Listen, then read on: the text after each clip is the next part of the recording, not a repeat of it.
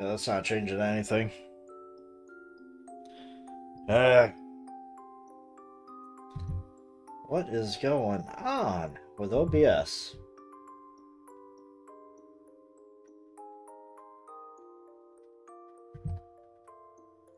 Okay.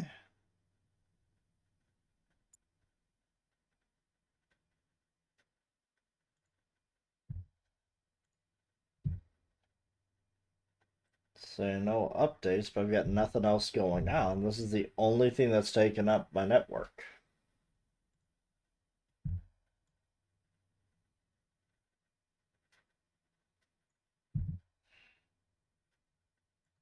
Maybe today is just a bad day to stream. Who knows? Who would the Wolves go for tonight? Wolf guy was dead, meaning there was one less person who'd vote Jamie out tomorrow. It wasn't likely she'd get the top vote. It was best to think that the Wolves would go for someone who was useful to the humans and couldn't be killed with the votes. That would mean that she and Yasunaga were the ones at highest risk. On the other hand, their survival would make things difficult in other ways. I'd probably be forced to consider the possibility that they themselves were wolves. Could I really trust Chiemi? Probably not. I felt I could, but not completely. Whatever the case, a situation where the more talkative ones were seen as suspicious would make it harder for her to survive. Should I have talked to her about running away? No, that was probably pointless. I didn't know much about her whole god thing, but it was clear that escape wasn't even an option for her. Something scary that everyone had met, yet not fully perceivable. Was she speaking figuratively, or could she literally see something? Shit. I don't care. I become irritated. My hunger was starting to get to me. Figure it was better than just wasting my mental energy. Focus on taking a bath and going to bed.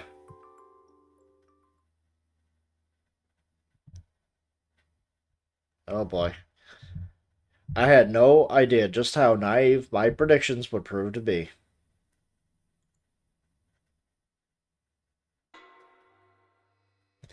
Alright, who's dead? Woke up at 5 in the morning. Window was still boarded up, so I couldn't see anything outside. All I could do was sit around and wait. Eventually, I could hear the objects keeping me in get removed, and I was greeted by Yasu and Chiemi. Those two actually survived. Met up with Haru as well. Her face was pale and she had bags under her eyes. No one here looked healthy anymore, but she was beyond even that point. She'd gone completely meek too. The defiance from yesterday was gone and she was just letting Yasunaga guide her. She'd lost another friend after all. We arrived at the dining hall but found no one there. The door was unlocked.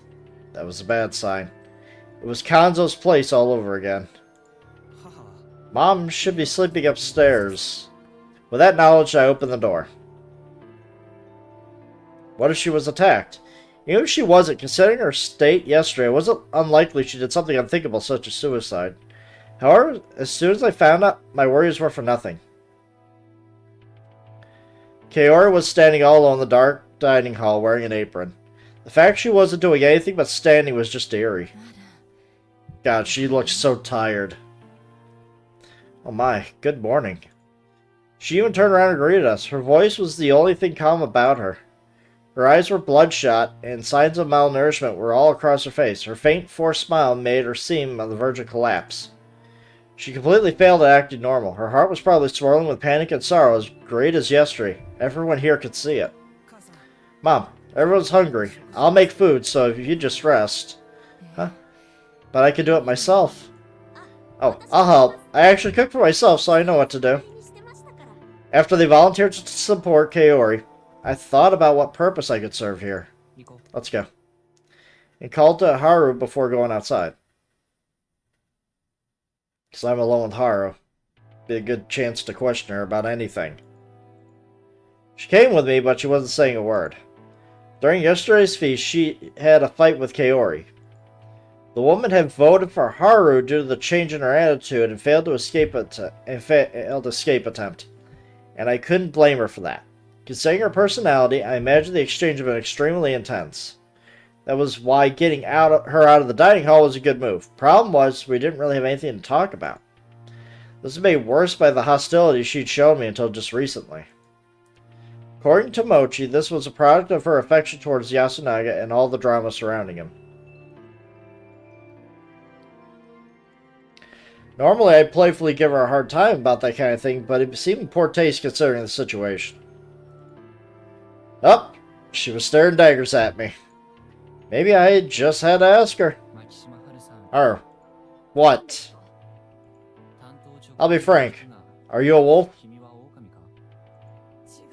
No. She didn't hesitate at all. Not like that meant anything. You don't believe me? Then Takumi will check. That'll show you. Are you saying that despite knowing? Knowing what?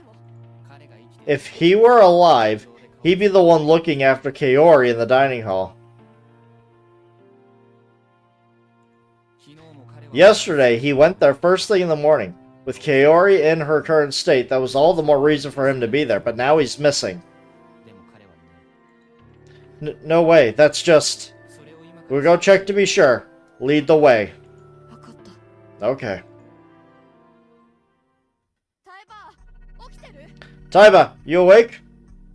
Haru knocked on the door, tried to open it, but was locked, meaning it wasn't touched. Tai-san came out sooner than later. She looked pretty displeased to begin with, but upon seeing me, she displayed outright disgust. What are you doing here? Sorry, Kaori-san isn't well, and we needed more people. Where's Takumi? We're going to check on him. I see.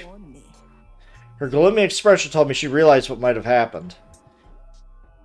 She said she had to prepare, so we excused ourselves. Please ask if you need anything. Oh yes, of course. She shut the door on us. You're nice to all women, aren't you? What the hell was she saying? Being considerate of elders and women is a gentlemanly thing to do. Is that how you feel about Chiene? I like her quite a lot. Please don't. I'd feel so bad for Nichan. Yasunaga, surely. What do you mean by that? Yoshi and Mochi are gone. Kaori and Chiene are all he has left. Also, she's the strongest among us. She's always protected us from the people of Kamifujiyoshi and adults. Don't take her away from us. So that's how it was. I wasn't sure how she actually felt about Chiemi, but there was definitely more trust and reliance than I had expected. Yasunaga spoke when he'd given up on Chiemi, but deep down he was actually glad she had returned. Haru was aware of that, and she actually liked Chiemi. That was why she concluded that they should be together. However, it was clear she didn't feel like giving them her blessing. I understand how you feel. The end result depended on Chiemi, and since she hated Yasumizu, I felt like it wouldn't be something Haru wanted. Then again, I really didn't know what was going on in Chiemi's head either, and I had no idea who'd survive, so making predictions was a waste of time. For now, everyone should focus on ending the feast. I don't think I can do much, but if there's something you don't want to tell your own, I'm willing to listen. Oh, looks like my bitrate finally stabilized. Good lord. Took so long, man. Huh? What do you mean? Nothing much. Just feels like you have a lot to worry about. Personally, I still think that escaping outside is a good idea. It's not possible. Huh? Didn't you try it yourself? But I failed, didn't I? Made me realize we can't escape. Isn't that because you just happened to hurt your foot? It didn't just happen. Do you believe in God too? What did you just say? Okay, now she's gone really psychotic. Look at that look. God doesn't exist. If I doubted that, I just couldn't cope with anything. There was a weird aura around her for a sec, but then she walked away, leaving me no choice but to follow her. Hey, Maiko! We arrived at the house as the mysterious girl was on the verge of crying. Good morning, what's wrong? Speak normally. You know how to, right? Come on, be more mature. Repeat after me. Good morning. Ugh, this is hopeless. Haru-chan glared at her while I stayed patient. Where's Rikako? Yeah, where is she? She hasn't come out. Okay, that's not good. Her house is right here. Really was. I'd been there yesterday. Knocked and called out to her. There was no response. Haru-chan and I looked at each other and tried opening the door. Huh? It was locked. Rikako? Still no response. I hesitantly put my ear against the door. I heard some sort of rustling sound. She's probably just getting dressed. Then he really did. We don't know for sure. It could still be Kiyonosuke.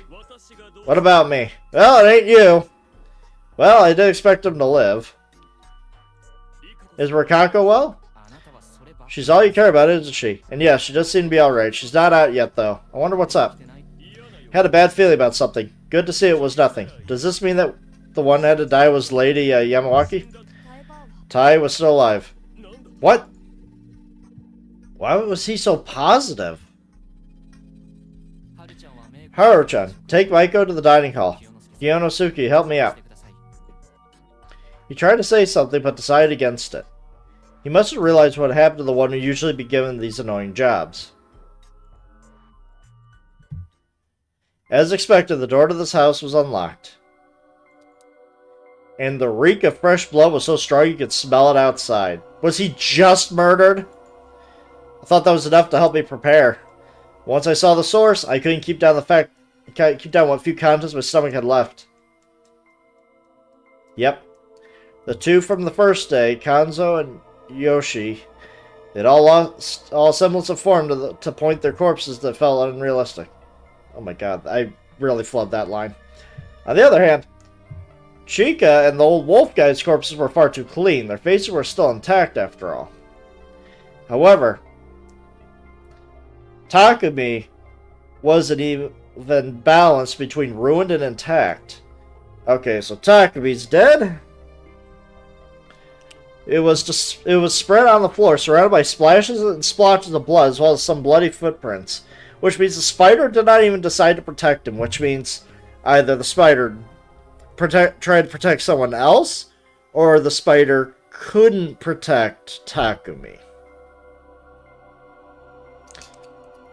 Or this Takumi was a wolf trying to go after somebody, but the spider's protection killed him instead. Some bloody footprints. Scattered brain, gray matter, bone fragments, eyes. About 60% of his face was gone. This time the method was clear. There was a rifle lying next to his corpse. He was shot.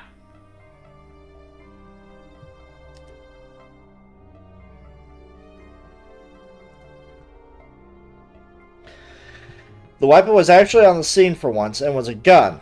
What did it mean? I wanted to think about it, but I was too shaken by the clear agony Takumi-san's death had brought him. Probably did it to himself. You could see his suffering on the still present half of his face. His hands were on his head, too, as if to cover his face or reach for the clearly fatal wound. He died while holding on to his shattered brain. Though fatal, the first attack hadn't killed him instantly. You could still move after it, which was a testament to his strength and willpower. His life had ended as he suffered overwhelming despair. It was written all too clearly on his verge of death visage. My emotions bubbled over, overwhelmed my thoughts, and I vomited once again. Are you okay? Kiyonosuke asked, clearly avoiding looking at himself. Bring me someone who can use guns, please. Never expected you to come along. Her expression was too stern and serious for me to even say that. Takumi. Shit.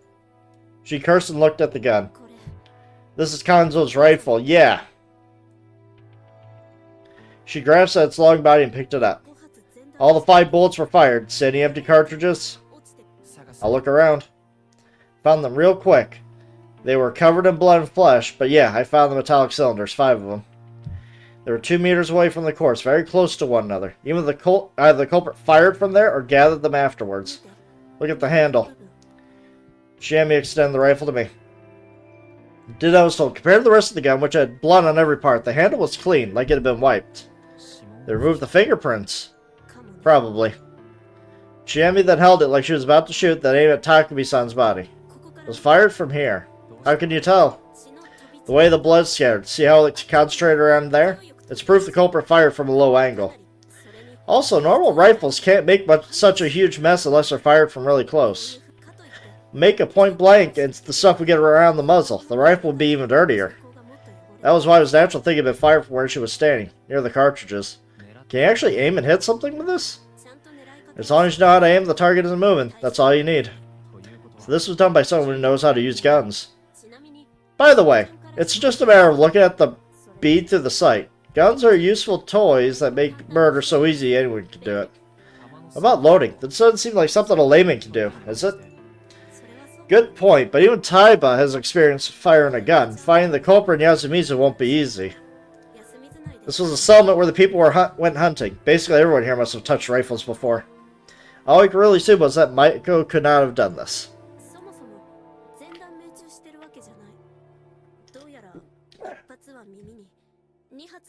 It's not like every bullet hit the head. One grazed the ear, one hit the chest, one hit the shoulder. Oh, and look here, a bullet hole. She pointed to a small part of the floor that was ruined. So only one hit the head. Yeah, I think that one wasn't fatal, though. It was probably the one in the chest that ended it.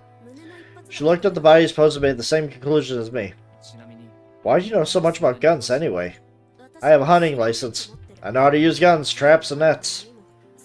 I used to do lots of skeet shooting outside Yasumitsu. Pretty good with a gun. Well, damn, didn't expect that. I can understand why. Did you plan to return here and become a hunter? Just wanted to have a gun, that's it. She said that as if it was no big deal. Her tone seemed kind of dangerous. Yeah, so much so that she almost killed someone. I think it happened in middle school. Grabbed a bat and beat up some students who were bullying Yasumizu kids. What's the impression you get from a girl capable of random acts of violence? Probably jumped to conclusions, though. Can we clean it up now? If you're fine with it. Let's do it then. Did you find out anything? I'm now 100% certain that these murders were committed by people. The culprit used a gun and wiped off the fingerprints. Acts that demonstrate a very human level of cunning. If we were up against something supernatural, they'd just use their mysterious powers instead. If something mysterious can be explained using mundane means, then it was caused by mundane means. If it was a general rule I lived by, proven through both knowledge and first-hand experience. Supernatural powers that required carrying out occult rituals were prime examples of things that applied to. The more detailed the preparation required, the more opportunities to know something amiss. If the trick relied on concealing the method, it was safe to assume the method was something mundane. Even this death wasn't caused by some new supernatural force. It just happened unobserved. We had lots of people who could do it, and the methods that fit. That was the best way to look at it, right? But then how come nobody noticed the sound of gunshots? Trust me, those sounds scary. Maybe you're right. You agree?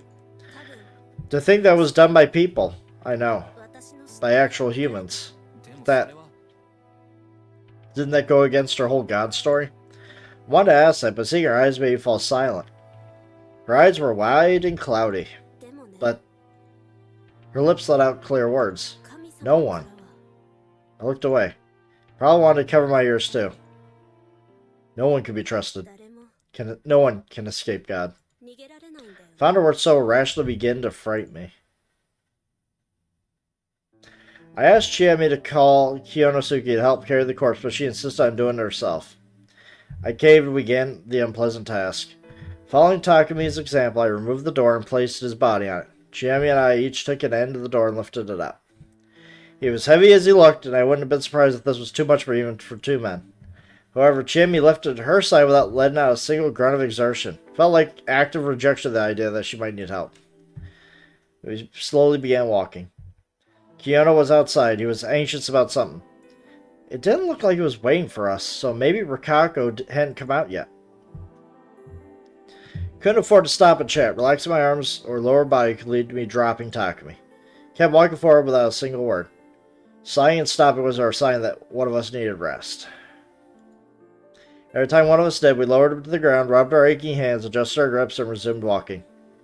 As we approached the cliff, Chiami's expression grew darker. Takumi was the youngest of the adults. He was like an older brother to me. Wasn't going to ask how that mattered. I didn't see a point in questioning it. Simply nodded, continuing to play the role of audience. He played with me a lot and always protected me when the other adults got mad at me. There's nothing good about this humid place, but he loved Yasubizu and the people living here. Yeah, I could tell. He was honest to a fault. Yeah. I don't want to just throw him away. Of course you don't. I don't like this either. Should we stop? The only ones who really care about this are Takumi, himself, and Tai, right? No, we gotta do this. Because of the corruption? Yeah.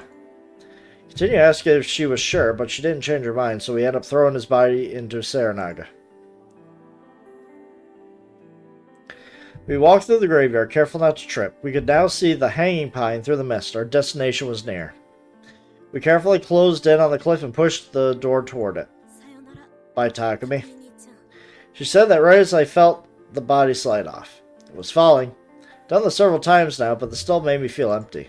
It would eventually hit the water, making a splash, and that'd be it. Huh? Did you hear the water? Not sure. Did we both miss it somehow? Maybe the bottom of Saranaga opened up into a yawning chasm leading to Yomi. Got quite the imagination. No one knows what's beyond the mist. There could be anything out there. Should I go down and take a look? You won't return. That's how she saw the world. Let's go back. So no splash. That's a little unusual.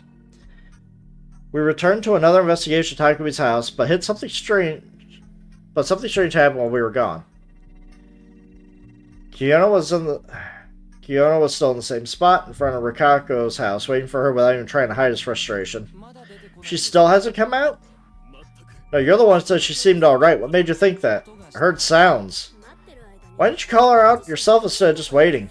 As if I could do something so rude. Why is she the only one you're nice to? Nosato is above Uematsu, isn't it? It was an interesting bit of info. I hadn't realized that the head families had a hierarchy. It's only natural to be considerate of women. I'm a woman too, though. I don't see a reason to be considerate of someone so hostile towards me, do you? Please stop. We just finished putting a body to rest. Probably one of the reasons why they were so agitated, but my comment was enough to shut them up.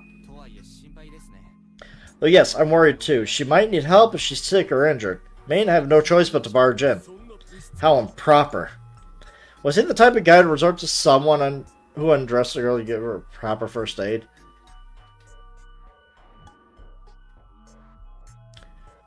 What was up with this guy's priorities? Uematsu, Rikako, Uematsu.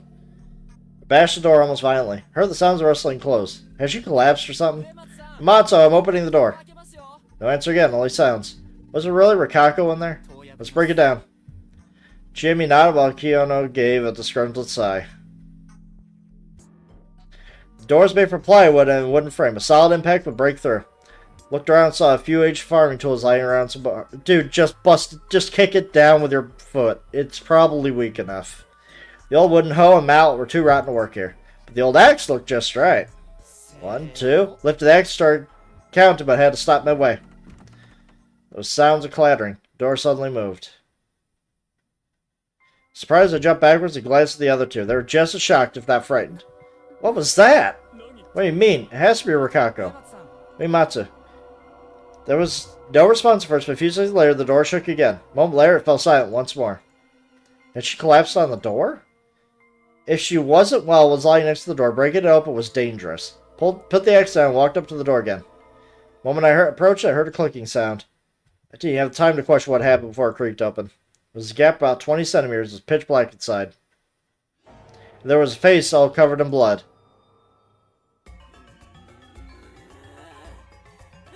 Alright, Rikako was insane. It sunk back to the darkness at the very moment, but was soon replaced by an inhuman scream and an arm that snaked out and grabbed for my neck. The grip had inhuman strength behind it. I ignored Chiami's and Kiyono's screams to try to pry myself free. My throat was on the verge of crushing. The groans continued ceaselessly. The nails dug into my neck, and I was being dragged inside. Help! How the hell was she so strong? This arm clearly belonged to Rikako, so why? Help me! Okay, so Rikako is definitely somebody.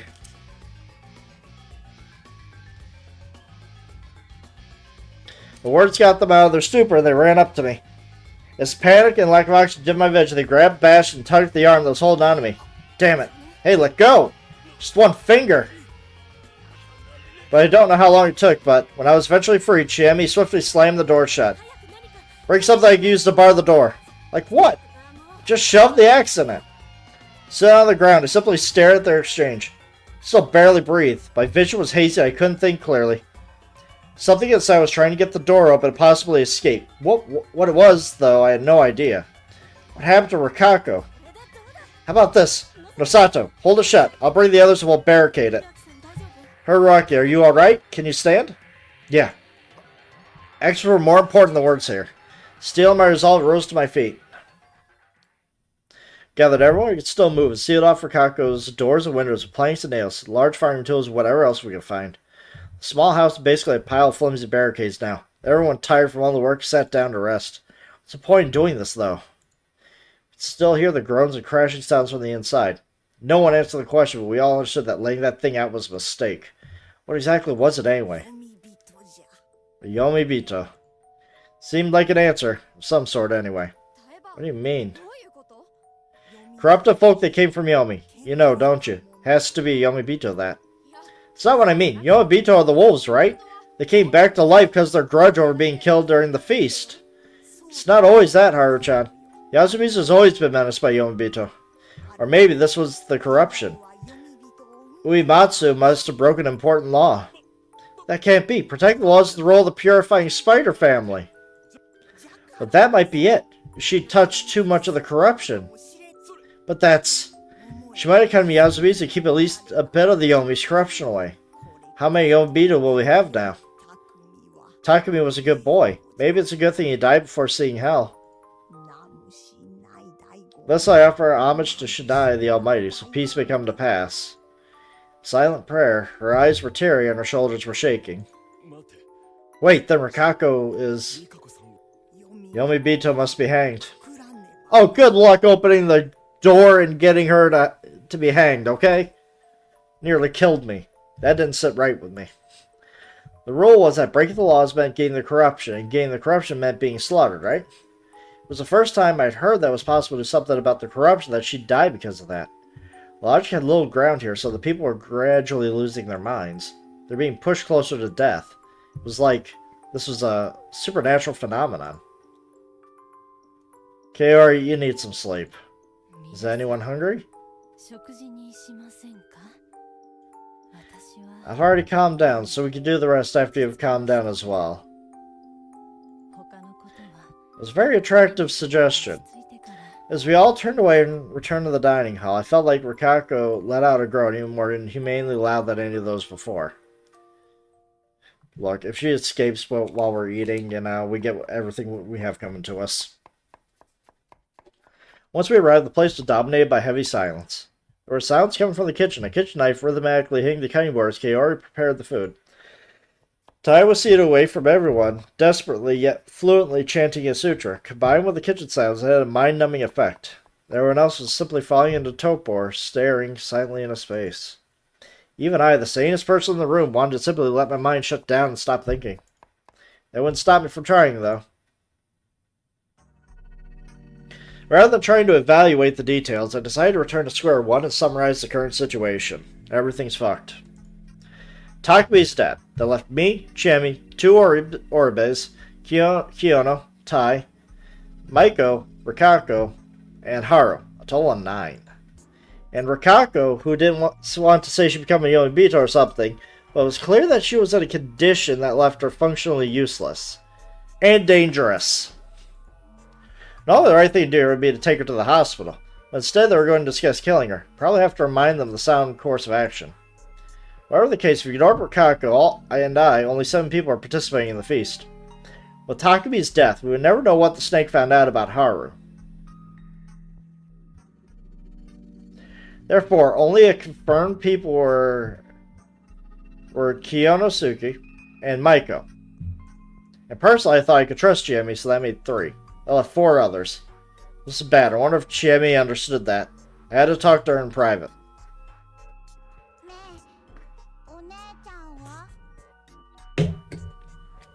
Where's Rikako? We kept Maiko away from all that happened this morning, so she was still in the dark about Rikako. She's not feeling too good. Leave her in peace. Okay, hey, can I go outside? Isn't it dangerous? I'll look after her. She'll be safe if she stays close. The 2 left. Yasunaga. What? There's something I want you to fetch. I'm going to use the bathroom. More and more people left. They probably didn't feel comfortable standing up until now. Tai just continued chanting, though. It was like she lived in another world. Besides her, all that was left was Haru. Haru. The way she constantly shifted in her seat made it clear she felt uncomfortable. Sorry about Takumi. Tried talking to her. Yeah, Chini always relied on. What about Rikako Uematsu? I didn't like her. She creeped me out.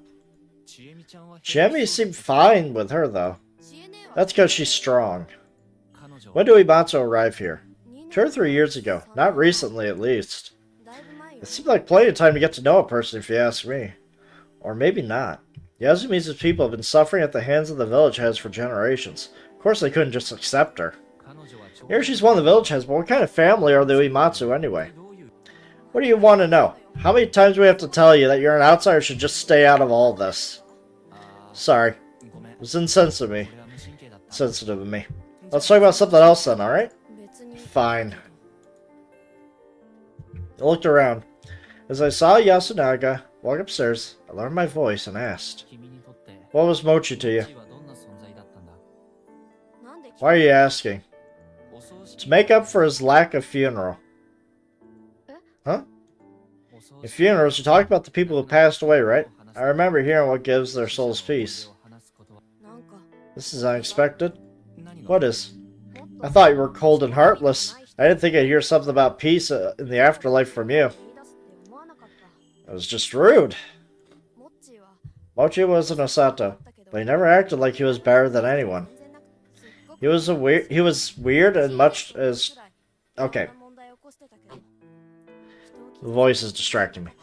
He was weird and as much a troublemaker as Chiene, but never hurt anyone. Everyone said he wasn't right in the head, but I didn't think so. He was really funny. I think it would really be popular if he appeared on TV. He was 1 year older than me, but he treated me like someone his own age. I always had tons of fun with him. He got along really well with Nichan, too. He did. Yeah, they're always together, and they were like a pair of heroes in school. They got along so well that sometimes I felt lonely with them. Her visage dimmed. Felt like she was easier to understand the most. Mochi really liked her. Must have been a tough love. She hadn't even looked at him in that regard, and being with Yasunaga even made him a target of her jealousy. But he's gone now. Yasunaga must feel terrible. Yeah. Why not help him out? Yasunaga was going upstairs again. I gestured at him and waved my chin.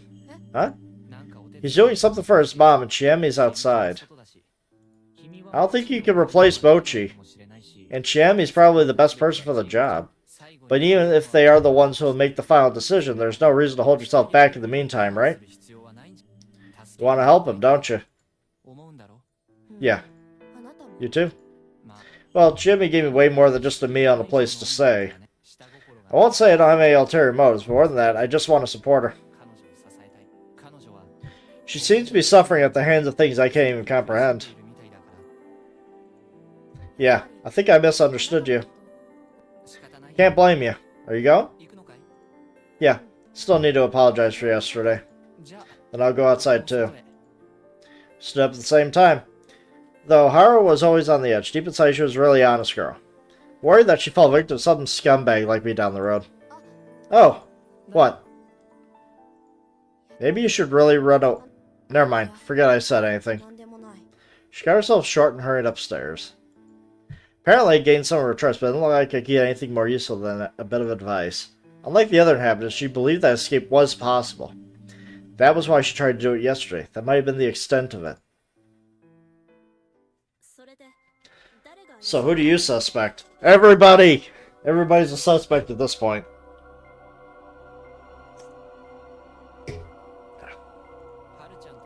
Haru and Yasunaga.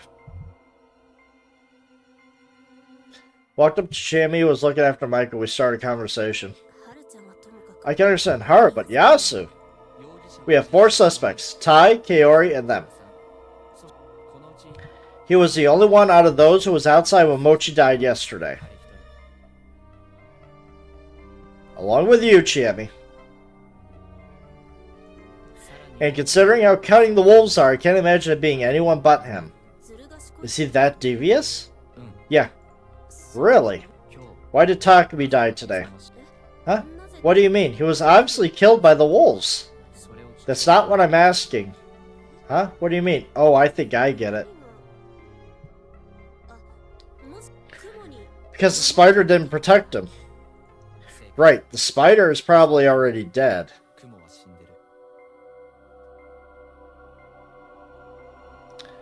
Yeah. But who would the spider be? Who was the spider?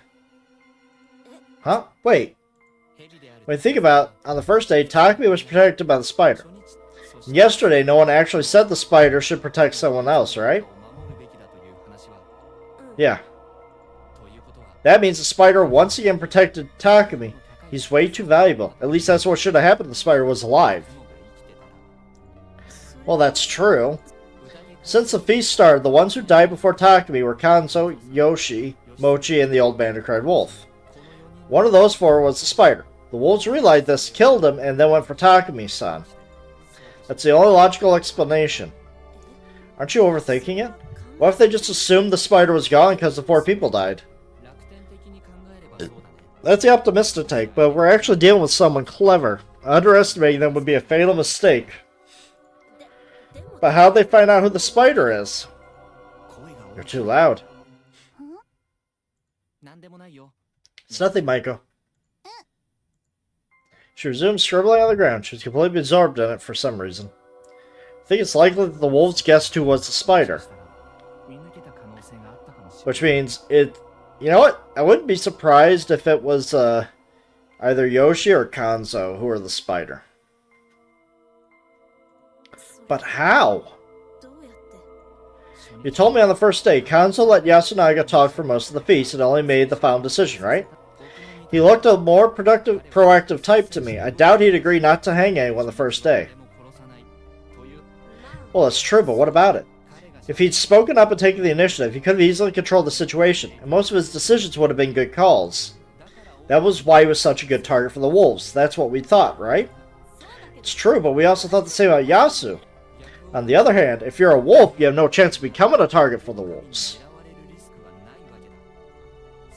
It's more dangerous for them not to say anything important and look suspicious. Giving away harmless info for one is way better. That's the clever thing to do, don't you think? How's that related to Kanzo keeping his silence? Well, it's all just speculation, but I think he kept quiet to avoid calling attention to himself so the wolves wouldn't target him. Why would he do it? Because he felt that his survival was intrinsically linked to that of the others. Because he had a guardian. Yeah, that was probably the spider. Why are you so confident? The spider is the most vulnerable participant in the feast, after all. The one person they can't protect is themselves. But as long as the identity was hidden, he had the possibility of making the wolves waste a night.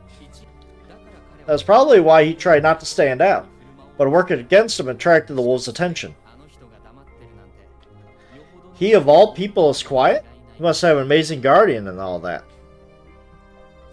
That led to the wolves taking him out on the first day, and then taking out Takumi was now defenseless on the second.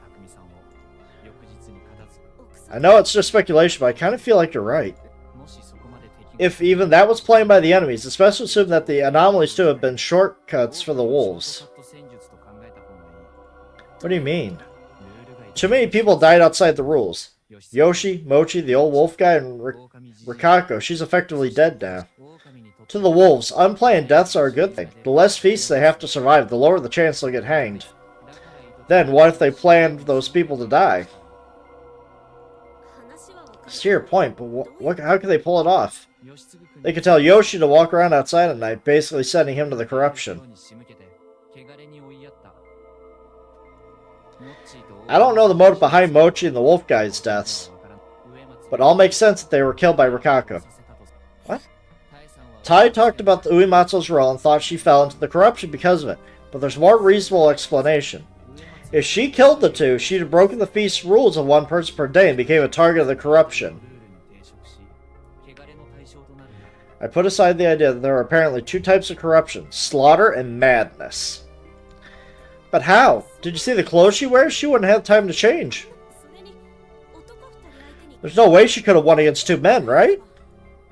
How about this? Mochi or the wolf guy killed the other, and the one who survived was killed by her. She became the target of the corruption for drawing the blood of a second person in one day. I don't know about the clothes, but it could be solved by a large apron or something. We can't say it's impossible until we verify it. But even a single guy sounds like too much for her. One of them was senile, though. Or maybe they were weakened from trying to kill each other. Kill? What? How can you think something like that? Again, it's all just speculation. I don't even know the motives, but it does make sense. But how is it that related to the wolves' conspiracy? I don't know the motive here either. But if they knew her weakness or something, they could have goaded her into killing them. Or maybe she was a wolf herself. Chiemi was lost for words. I had no choice but to continue myself. She could have hastened the whole process to give the other wolf an advantage. Really doubt that. Getting themselves killed would be really bad for the wolves. True, considering the number of wolves and humans, losing one wolf to take out two humans is a good deal. But there was no guarantee that anyone would realize that. Not everyone acts logically. There's lots of illogical stuff going on. Predicting their effects is impossible. Nah, I don't want to hear that.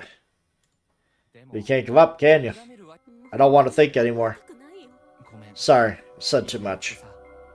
Don't worry, I'm the one who should be sorry. But yeah, this is a bit hard for me. I really don't think you people need to keep playing along with this. I'll help you escape if you want. We can't. I just know if you're born here, you're fated to die here. Just a baseless delusion. Someone who can't see God would never understand. Yeah, I won't. How troubling. Really was troubling. If this was some tabletop for fun for the whole family game, I'd have already punched the GM and left. But lives were actually on the line here. Not just my own, but also that of someone I kind of liked. We made it this far, yet she was uncooperative. Maybe I was going about this wrong. Maybe if I wanted to save her life, I had to start by saving her from the darkness within. Or maybe from the unidentified supernatural phenomenon that was binding her. Though that didn't seem like something that could be done in just 3 or 4 days. Still, I'd struggle until the very end. I couldn't participate in the feast myself, so I had no choice but to leave it to Chiemi. Didn't say anything more to her, just chose to believe she'd overcome her inner conflict soon. Meanwhile, Maiko's drawing had grown so large it felt like we would get lost in the mist. Hey! Left Chiemi and went to Maiko. She waved at me. Good thing she was kind of used to me now. What are you drawing? Those are guardians. Guardians? One drawing showed a warp circle with a line just as strange going through it. We could see what it was. It looked like the Higuchi family crest I saw in the dining hall. There were 4 of them, apparently. The others were hard to differentiate. That whirling drawing was the same as the one on the stone, the symbol of Yomotsu Okami. I see Shadai's guardians. Are you trying to teach them to you? Yeah. What about these? They're not guardians, are they?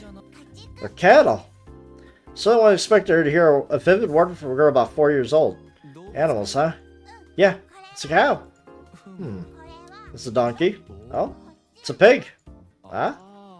The ground wasn't the best canvas, and this girl wasn't the best artist. I could really tell that they have 4 legs. And this is? Me.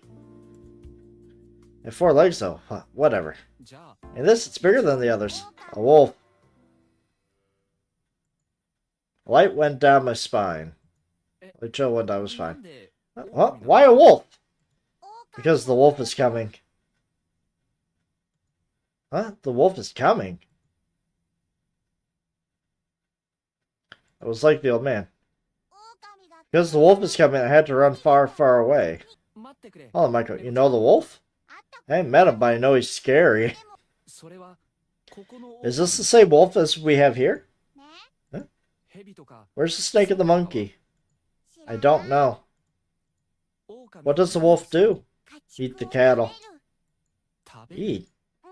Yeah, they said the horse was eaten. Apparently it had nothing to do with Fujiyoshi's legend. I had no idea if this was from a picture book or imagination, but there were barely any links between the stories. Or maybe I was rushed to conclusions. The horse was eaten. I mean, Takumi was the workhorse of this village. So that would make sense in a way. But that's just me, you know, making assumptions here. Although that's a very good assumption to have. Who told you this story? It really happened. Where, then? Far away? Far away, huh? I've been walking for so long. It didn't look like you got any details from her.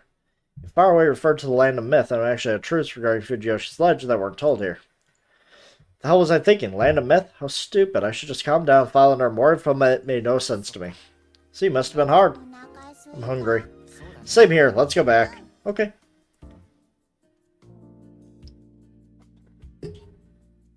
As we turn around, I saw Chiemi stand up in the mist again and hesitantly beckon us.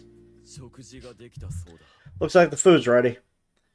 Kiona was standing at the entrance of the dining hall wearing a gloomy expression. He was never particularly vigorous, but now his visage is haggard and he wasn't nearly as arrogant as before. Couldn't blame him. The only person he was friendly to, Rikako, was in an awful state. And despite all he said, he actually relied on Takumi. They seemed to be close in terms of age, too. And from what I'd heard, he'd never really said anything wrong. The only problem was his sensitive choice of words. The feast was a communication game. Even if you were right about something, it didn't matter. You couldn't convince anyone. Thank you very much. Still, he was one of the mere 2 confirmed humans. Treating him badly, making him upset wouldn't help at all. Had to be courteous. Let's go. Yeah. Hungry, aren't we, Maiko? Chiemi had calmed down a bit. I'd already told her my suspicions. I now had to hope she handled the feast well. All that was left now was to get some nutrients to support my hard-working brain, right? Still has bags under her eyes. Sorry, couldn't prepare anything better. Look, even if it's just plain rice, at this point, it would be a godsend, after not eating for a whole day. She ladled what appeared to be rice gruel from the large pot. You know what? I will take it. It was the thick white soup of vegetables, rice, and something brown inside. Game meat? Is it fermented? Yes, the fresh meat was spoiled. Chiemi. Whisper door. What do we do? Oh, what do you want to do? Talking about the thing where we had to avoid the local food. You know what? I'll stick to my diet until to the end this time. Okay, thanks. What did I mean by this time? Did I think I had another life or something? I haven't reset yet. It was fine. I had to reset that one time, but I haven't reset a second time, though. It wasn't like I was cool with dying just the off chance to get a second shot. Dying was an acceptable option. I wasn't about to compromise on that. No point walking around, so I'll just wait here. Alright? You're not going to eat? I have a bunch of allergies. Because you youngins don't eat proper. You won't become strong if you don't have a balanced diet. Yeah, I was lying, but telling actual allergy sufferers that they should just eat and they'd be cured was actual murder. You know. Well, there were some efforts to cure allergies by carefully injecting the allergens via vaccine, but that was a subject for the doctor. Anyway, going back to the door myself was dangerous since they'd suspect me, so I just waited in the corner of the room, still hungry. Where are Yasunaga and Haru? Still upstairs? Don't mind them. Your food will get cold. Or I'll go call them. Oh boy. I went upstairs, and then when I reached the second floor, I stopped for a moment. Heard some rustling. Was it possible they'd gotten in it? No. I don't think that's how it went. Was I about to ruin the mood? Well, food was important too, so to get their attention slowly went, making sure I was loud enough for them to hear me coming. It's lunchtime. Oh, Yasunaga? Oh, hello. The room was full of stuff. It was a huge mess. Looking for something? No luck, huh? Yeah, I was told there were a new apron in the attic, but we couldn't find it there, so we were checking on other places too. So that was it. Is she a little flustered? Did you see? Huh? Could you not tell anyone about this? Ah, good. This is probably for the best for both of them. Well, I did come up carefully, but it's not like I saw anything I shouldn't have. Where you going at it? What are you saying? I'm kidding. I know you wouldn't do something like that at a time like this. Of course we wouldn't. Yeah. Really now? Still kind of worried. Anyway, why not take a break and get some food?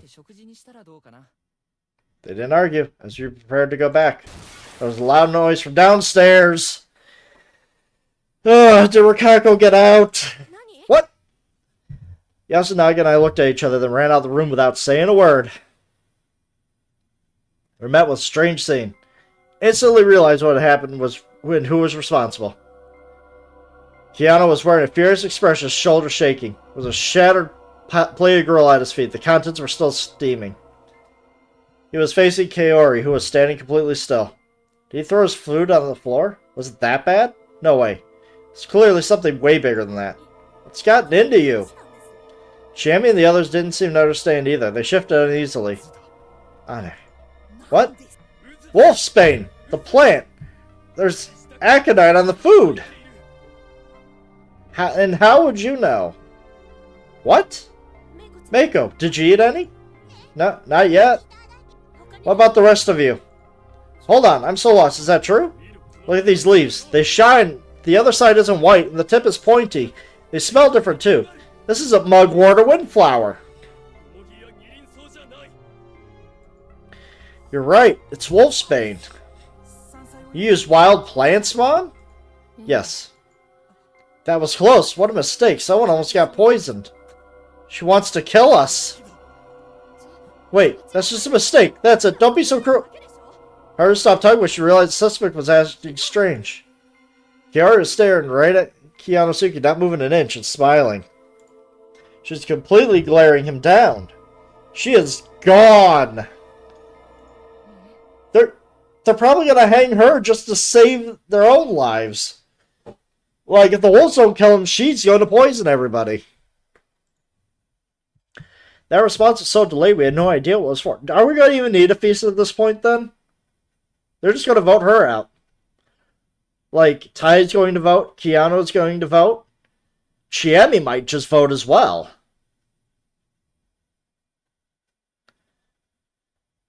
That response was so delayed, we had no idea what it was for. When Keanu backed away a bit, his expression shifted from rage to fear. Mom? She's lost it. You should all die! Yeah, she's lost it too. As she stood there wailing madly, she brandished a knife. She was hardly moving quickly. But the sight of the blade had stunned our reflexes. I'd seen some bizarre corpses here. I bore witness to what pure malice could do. But still living blatant malevolence, killing intent was intense enough to paralyze everyone present. Barely registered the scene unfolding before me. Staggering a bit, the woman passed the counter. The sharp knife was still green with something, like shavings of aconite. She raised her voice, named her poisoned weapon at the nearest target, Keanu.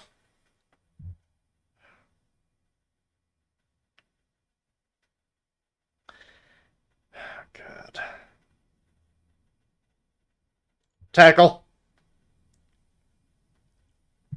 Don't know why, but I moved when I did.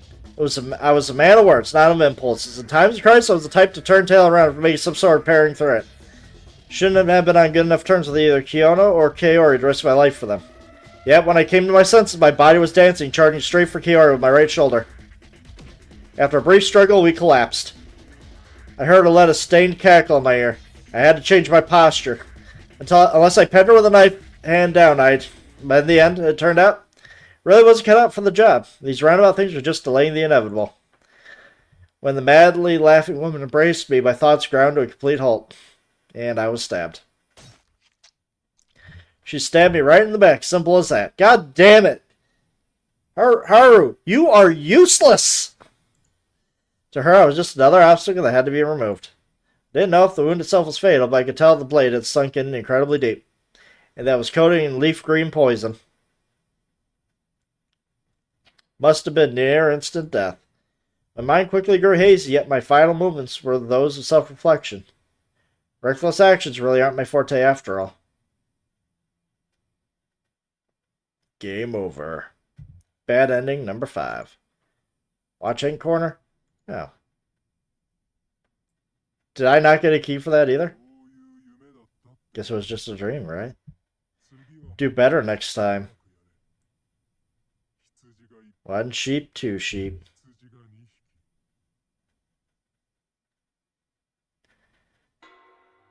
Oh no, we're not. 511. No, we're not doing that. Chart. Down here. Stop poisoning. Alright. We're doing this again. Yep. She got her knife. Find a nearby weapon. Grab a chair and throw it at her. No idea why my body began to move. Grab the nearest chair without even thinking about it. It was old, wooden, and heavy. Pick it up made me lose my balance for a bit. Pointed its legs to the would-be murderer and dashed forward as fast as I could. Pin her. A crash, a cry of pain, and a scream. Amidst the cacophony, I attempted to keep Kaori pinned down. Pressed the edge of the chair against her knife arm. She cried out in pain and the blade clattered on the floor. Shammy then quickly kicked it away. I'd get the knife clean just so nobody gets casually poisoned by it, but, you know, that's just me. In hindsight, it all happened in a mere matter of seconds. In fact, tying her up was way harder, while with her foaming at the mouth and struggling. In the end, we bound her limbs and gagged her to silence her bloodthirsty screams. Now we have an issue. Because she's actively trying to murder everybody, probably because of the loss of her son. And, and Takumi. So, but Rikako is also dangerous. Both are probably on the chopping block to being hanged. With that done, we had no choice but to face reality. I know I'm probably not the best person to ask, but what do you even do about this? 6 of us stood in the mist, right outside the dining hall. Kaori was locked inside. She also became a Yomobito. No, it can't be. She's just not feeling well. Guess she was really pushing herself. Of course she was. Do you have any idea how important Yoshi was to her? He was foolish, short-tempered, and annoying, but no. That's exactly why she treasured him so much. She often said that he was as reckless as his father. I'll take responsibility and calm her down myself. Please forgive her for this. We should decide this at the feast. Please wait. If this is a personal outburst that had nothing to do with the feast, keep her out of it. How can you be so certain? She might have succumbed to the corruption. Masato. Everything in the mist had to be decided at the feast. Breaking that law risks falling victim to the corruption. True.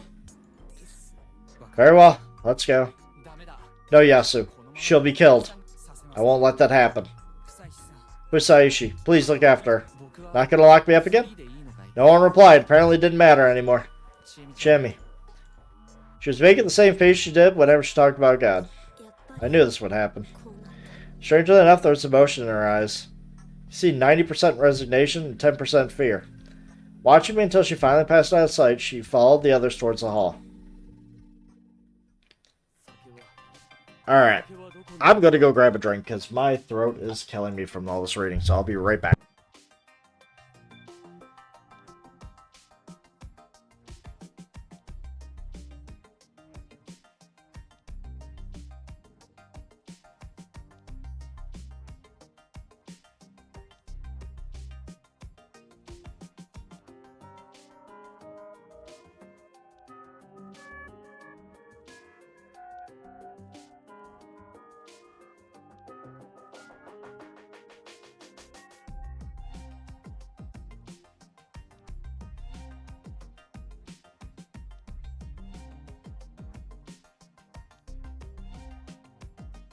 Alright, predictions here. So, logic would dictate that there's only 2 people on the chopping block right now. The 2 would be Rikako and Haru at this point. Rikako would probably be the most sense, but Haru is absolutely dangerous. She cannot be trusted alone. So, assuming that these people don't vote for each other, I think they're probably going to go for Rikako.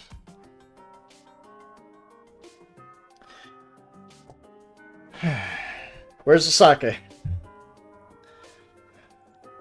Can't we just skip that part? The cleansing is important. Here you go, Nasato. Thank you. That hits the spot. You too, Chi. Yasu? You just take a lick. What about Oni? Uematsu can't be here anymore. I'll look after this girl. What's the point? Chini, get a grip. Let's begin. I vote to hang Madame Orbe. Yeah, I knew you'd go there. For what reason? She's dangerous. In that case, I vote for Rikako for the same reason. Yep. Yeah. Who? Let's see how this divulges. He's doing this to protect his mother, more than it is that Rikako is dangerous. What about the rest? This is a temporary vote for now. Say what you think. I think we should hang both. Doesn't really matter what order. We can only hang one, Tai. You're the one who should know this the most. Can't think straight right now. We should hang Rikako. We can at least talk to Kaori, but Rikako is a bad beast.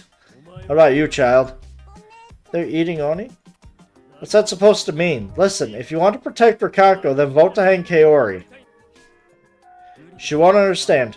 3 didn't vote, and 3 who did are in favor of hanging Uematsu. It's decided. This is absurd. Is this how you repay her for moving here and working so hard on our behalf? Hear me out, will you? My mom's just a bit out of it right now. May still be able to reason with her. Yeah, I ain't untying her, if that's what you're suggesting. However, Uematsu is basically a mindless animal. She doesn't even have the capacity to vote on things. Unlike Mom, she's a Yamamoto now. If we hang my mom today, what will we do tomorrow? Do you have a way of fixing Uematsu? Looks like it's decided. Is he gonna go insane now, too? How simplistic. I know you're biased because Madame Orbe is a relative, but you don't see the big picture. What? Think about it. Our top priority is to kill the wolves. That comes before all else. The Yomabito aren't wolves, are they? That basically proves that Rikako-san isn't a wolf. What do you mean? Remember the legend, the wolves are Yomotsu, beings already corrupted by Yomi. Do you really believe they can become Yomabito as well? Yamawaki, what's your opinion? That might be true. There's a hypothesis. Powerful corruption slaughters you like it did those journalists and your brother.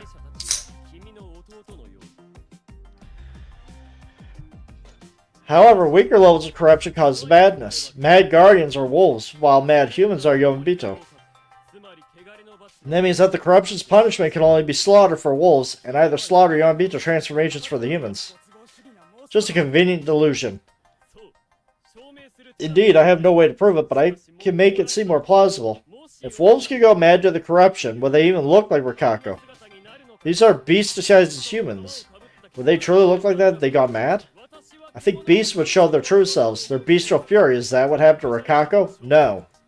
That might be true. Give us something better, Tai. Come on. Then maybe we should hang Kaori first. Tai. Base your decision on fairy tales. We have actual deaths here. This is ridiculous. I'm the one who's ridiculous? To accept the fear and corruption means to accept the legends. See, I've accepted it. Fear and the corruption while disregarding the legends is what truly ridiculous, don't you think? Chiene. I'm afraid of God. I'm afraid of this God who toys with us as we dance on his palm. What are you saying? Regardless of... No, because of that. We need to fight back against our fears. For that, we need weapons. Haruaki. Huh? Why him?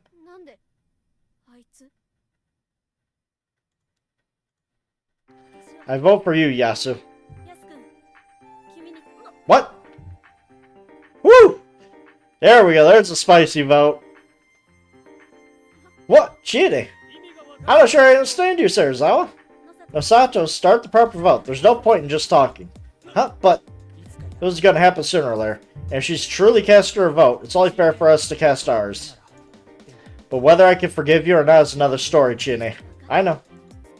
No objections. Let's begin the vote. Here's what I think. Nosato is half right. We're supposed to search for wolves here. But I'm completely against relying on the legends for evidence. Mochi, the old wolf guy, and Takumi all died at the hands of people. That's why we should look back over what's happened so far, instead of the legend. So how about this? First, who aside from me understood the purpose of the feast? Nosato said to himself, Maiko-chan is too young to understand, and Haru-chan. Honestly, I think she'd oppose Nosato and side with the Yasu, regardless of the situation. Tai would look to the legends, obviously. She's the biggest believer here. What about Yasu, though? I know it's been hard for him, and with his mom about to be hanged, I can understand why he'd panic. But then, why push for Rikako's hanging?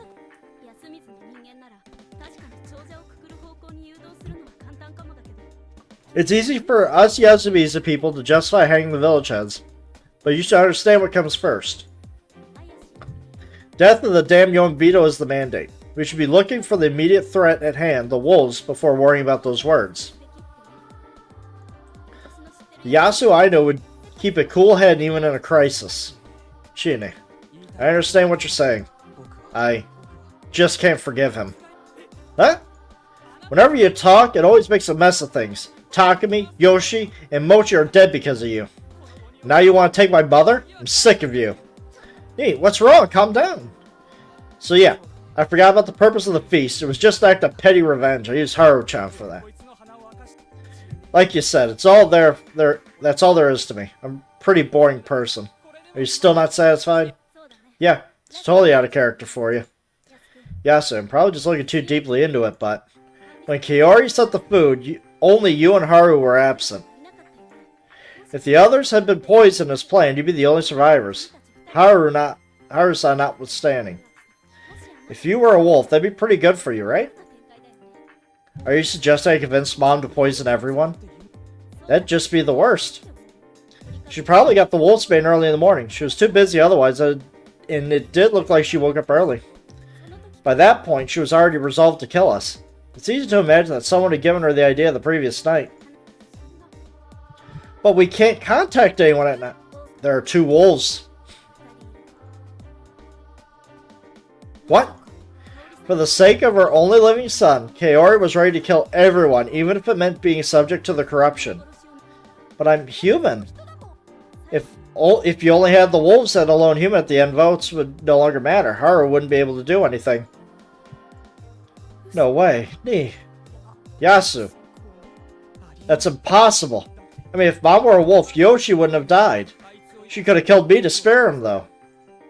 You think I convinced her to do that? She'd never listen. She loved him way more than me. Ginny, that's cruel. There's no way he'd say anything like that to his mom. I'm not saying the wolves killed Yoshi. Might have just been out at night and killed by the corruption. Also, even if she wasn't a wolf, she'd helped her son, even if it meant falling victim to the corruption. Sounds like you're saying whatever you can to make Nichan into a bad guy. What's wrong with you, Ginny? You always used to protect us. Was it him? Did Fusayashi tell you to say that? Did he make you change? No, he didn't. I was following his example and thinking for myself. Things I don't want to be true could actually be true, and I can't look away from them. And so you decided to vote against me and ruin our friendship. I mean, listen to yourself. The Yasuo I knew would never try to guilt me into submission like that. If you ask me, you're the one who's changed. So who do you vote for? Need to take responsibility for what I said. I suspect Yasu and I'm sticking to that. 1 vote for Yasu. Messed up the order, but in terms of seeing or Taiba is first. How will you vote? I vote for Kaori. Okay. So it looks like one of the Orbes is going to get hanged at this rate. So we have 1 for Yasu, 1 for Kaori. What about you, Nosato? So now you're being respectful. My answer to the change, in fact, Sarazawa's words may be all the more certain. Yasunaga, in all honesty, your current attitude makes it hard to believe you're a wolf, but it's likely your mother is. 2 for Kaori. What about you, Yasu? Still voting for Rikako. 1-1-2. I'm voting for... okay. 1, 2, 2. The child. Bah. Can be ignored. No, she can't. She has to vote. Hey, Mako. Think your vote might decide whether humans win or lose. Shinny, you'll go that far? You'll trick a child to take her vote? That's what it takes, I'll do it. Mako, you don't want Rikako-san to be gone, right? No. Then, it's pointless. Even if she votes for me, it'll just be a three-way tie. I chose who I don't need? Oh boy, that is a poor choice of words for a child to say. Like, yeah, it's correct, but goddamn, that is a brutal line. I choose who I don't need? Yes. Then, I'd go with the lady. She was scary. We're hanging her. Gotcha. Not her. Sorry, Kaori. Don't know why am I just immediately going for her? What changed? What changed with me? You mean the woman from the dining hall? It's decided then. No. That has to be a sick joke. Mom will die because of something like this? She is clearly dangerous. I understand if it was Rikako or Kaori at this point. Because you cannot trust her. You cannot trust Kaori, you cannot trust Rikako. But you are definitely suspicious there, Yasu. This has to be a sick joke. Mom will die because of something like that? Yeah, she tried to murder everybody. A vote is a vote.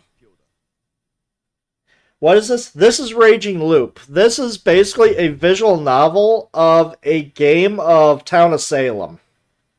Or One Night Werewolf, if you're familiar with that. Basically, we start out with 15 villagers. Currently, one has gone insane and turned into a beast. Another one has gone insane. We have her tied up in a kitchen.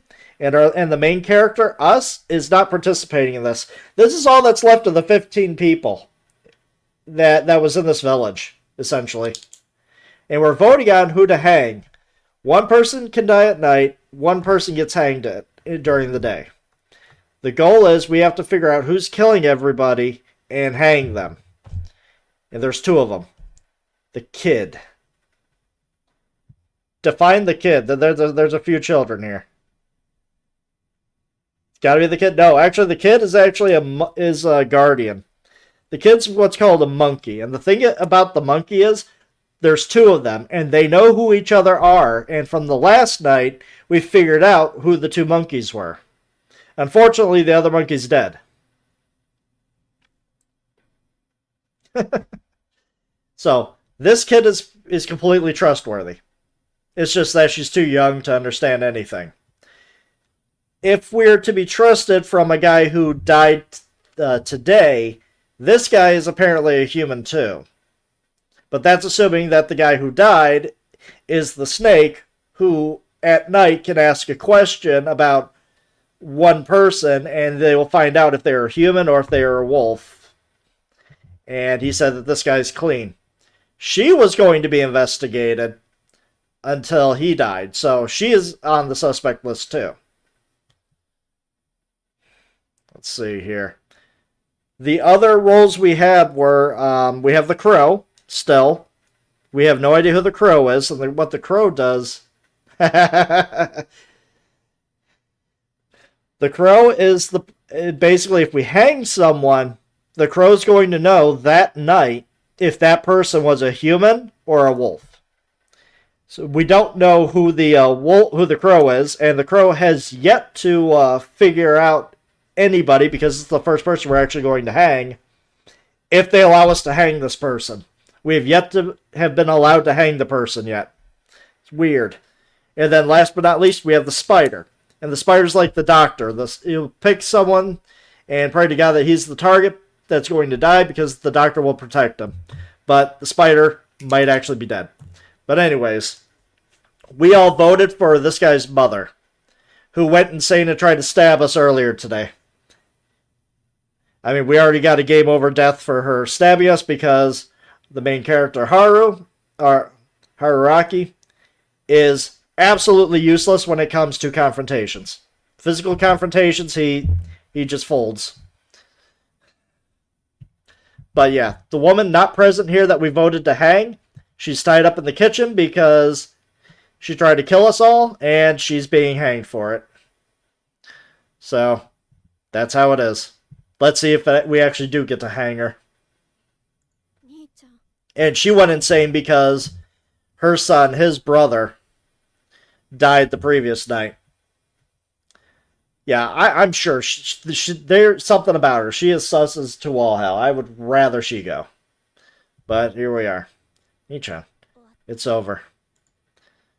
Yep. I heard muffled screams and sobs from the dining hall behind me. Yep. Gagged and tied, Kaori was still wailing. She couldn't move properly, and I had a pole fixed to her shoulders, but I was still worried enough to check every now and then. Lack of change helped calm my nerves, but at the same time resented myself a bit for it. Justice must be blind, yep. Quite a bit of time had passed since the feast had begun. What kind of decision would they make? The daily wolf lynching, hanging, had failed every single time thus so far. Yeah, it has. The person that they chose to hang last time was being guarded by one of the monkeys, and both of them were found dead, stabbed by somebody. So, somebody is trying to make a mess of everything. Alright. Considering the number of days remaining, how many people were left, if they messed up today, the humans would lose all hope of surviving. If either Kaori or Rikako ended up chosen, there would be just no chance anymore. What? Guess what? Someone's getting hanged. Once I saw people leaving the hall, my mouth moved on its own. It's done then. Their eyes were steady. They walked in my direction. Not to me, though, but to the dining hall. You chose Kaori? I asked anyway. I was speaking to the last representative of sanity in this place. Kiyono Nosato. Move. We didn't even converse. His tone and the look of his eyes were different from usual. His usual arrogant pride was gone, and its place stood deadly determination. Yeah, they're not taking any chances. They're all going out at once to hang her. Because last time we let one person go out, like half the people decided to go check on them, and there was confusion, and two of them died. So they're just all going out at once. Yasu. I lost. Haru. I was against it. Oba. It was the well of Shinai. Chiemi. Haraki, take the girl. Michael was at the rear of the group. Somewhat hesitantly, she walked up to me. Moved aside to let them pass. They all entered the dining hall and dragged out the victim. The ones holding the ropes and doing the dragging were Kiyono and Chiemi. Following behind was Tai, prodding her onward with a bamboo broom. Stop. As his mother cried out in pain, Yasu followed the group hand in hand with Haru. Stop them. Haru was bawling. Yasunaga was shaking, not even trying to hide his sobs. His face was warped in anguish. Someone. As the group faded away, the gag fell out, and the victim's voice grew loud. She is absolutely insane.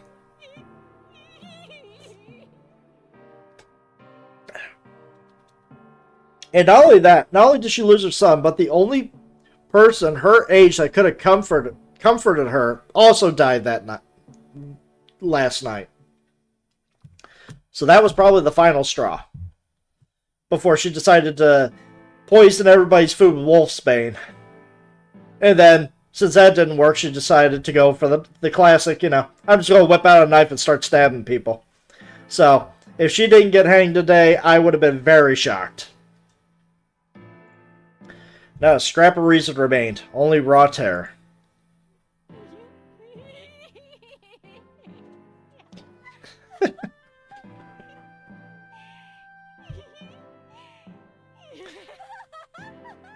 Well, now to see, is she a wolf? Or perhaps madness? Oh, please, someone. Beg for her life. However, I didn't hear any pleas to the very end, and I painfully realized I wasn't participating in the feast. I wasn't part of this life selection game bound by otherworldly rules. Don't look. Turned Michael away, hugged her, and covered her ears. Because of that, I couldn't cover my own. Parent-like dedication. What a weird idea. Yeah, she's completely lost in all this. Her suffering will end soon. Anyway, as the group disappeared in the mist, I somehow felt as though the screams or laughs grew even clearer. I was subjected to this illusion till the very end. During the final moments, the mother called out her son's name. It was the name of the elder son, and he responded by calling for his mother. But at the very last moment, it felt like the victim shouted out a different name. There was a strange sound, followed by silence. Miko. Miko's body was surprisingly warm. In response, she just nodded. Let's escape from this place tomorrow. She nodded again. Give up on Rikaku Uematsu. Miko started crying.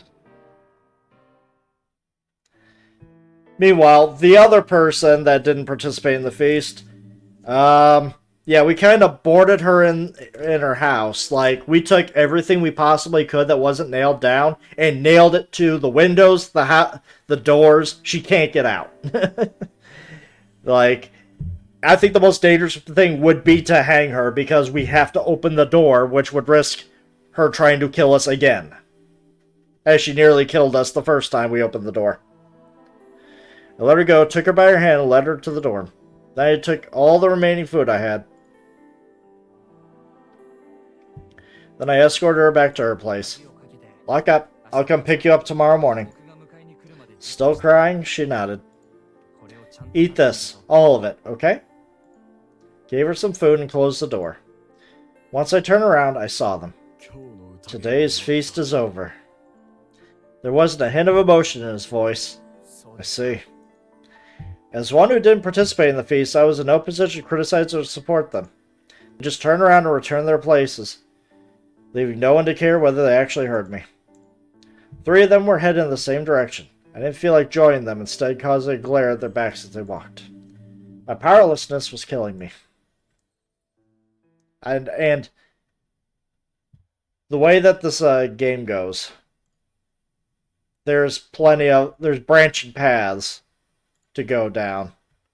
So, with definite game overs. So, you just gotta, once we get new information, we'll be able to go back into other places and with new information and actually change things around. But, as of right now,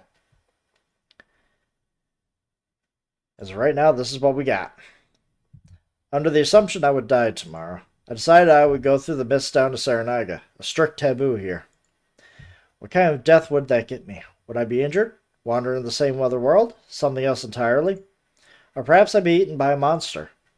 Still had that incomprehensible memory, but it was enough to make me suspect that was the most likely scenario. Normally, people don't remember dying. The unknown was scary, but journeying into the unknown meant conquering that fear. So you could say there were some perks to remembering that death. But it was guaranteed that I would die like that. I wasn't really keen on the idea. That had hurt like hell, not to mention how terrifying the experience was. Then, think of a better way to die.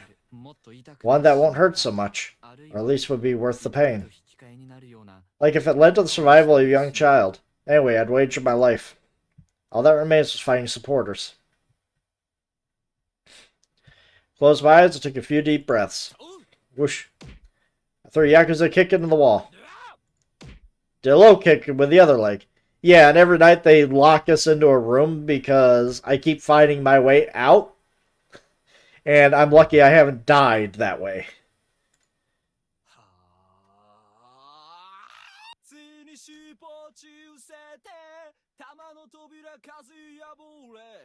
I have no idea what I'm going to say. The 7 treasures have finally been lost, and the elements of Sacred Orb reduced to rust.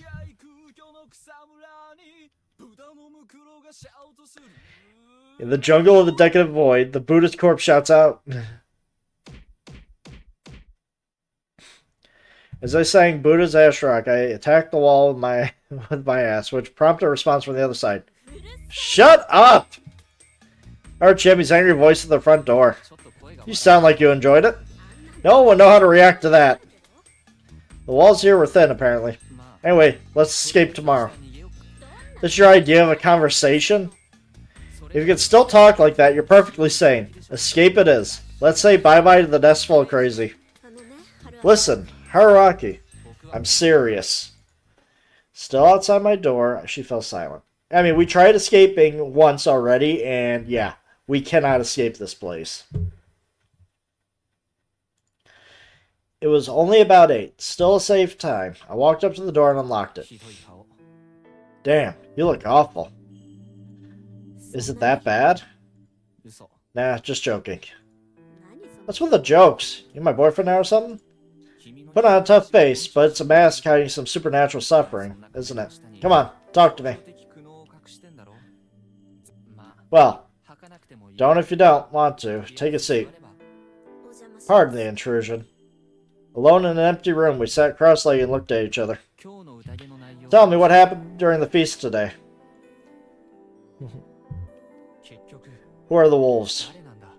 I don't know. Hell, I don't even care anymore. The situation was hopeless. She felt the same way. So far, there wasn't a single lynching with a good reason behind it, and it didn't feel like they'd gotten lucky and killed a wolf. If only that scrawny rich guy were a wolf, it'd be so easy to hate him. Takumi said he's clean, so that's not likely. I know. But that's assuming Takumi was telling the truth. But still. Assuming Yasunaga was actually a wolf, I really doubt he was cold-hearted enough to keep up the act of a human while seeing off his mother to her death. Like Jimmy had pointed out, it was best to assume Kaori had only done what she did for her son. If everyone died and only one was left, he'd be the victor regardless if he was human or wolf, probably. Whatever the case, it was important to note that it was wrong to guess whether Yasunaga was a wolf based on this alone. Ugh.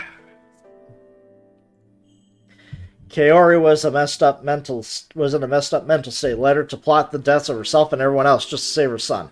Simply the immense power of motherly love at work. I'd mess it up by sending her to the second floor. Kaori probably resented me for that.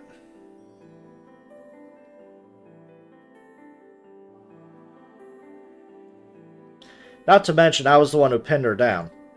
Being the target of a dead person's anonymity was a rare experience, and in my opinion, it was uncomfortable. Turns out I couldn't follow your example. My example? Yeah, I tried to think and did stuff, but, well, was I a bad influence on her? Well, carefully deliberating your actions was never a bad thing, obviously.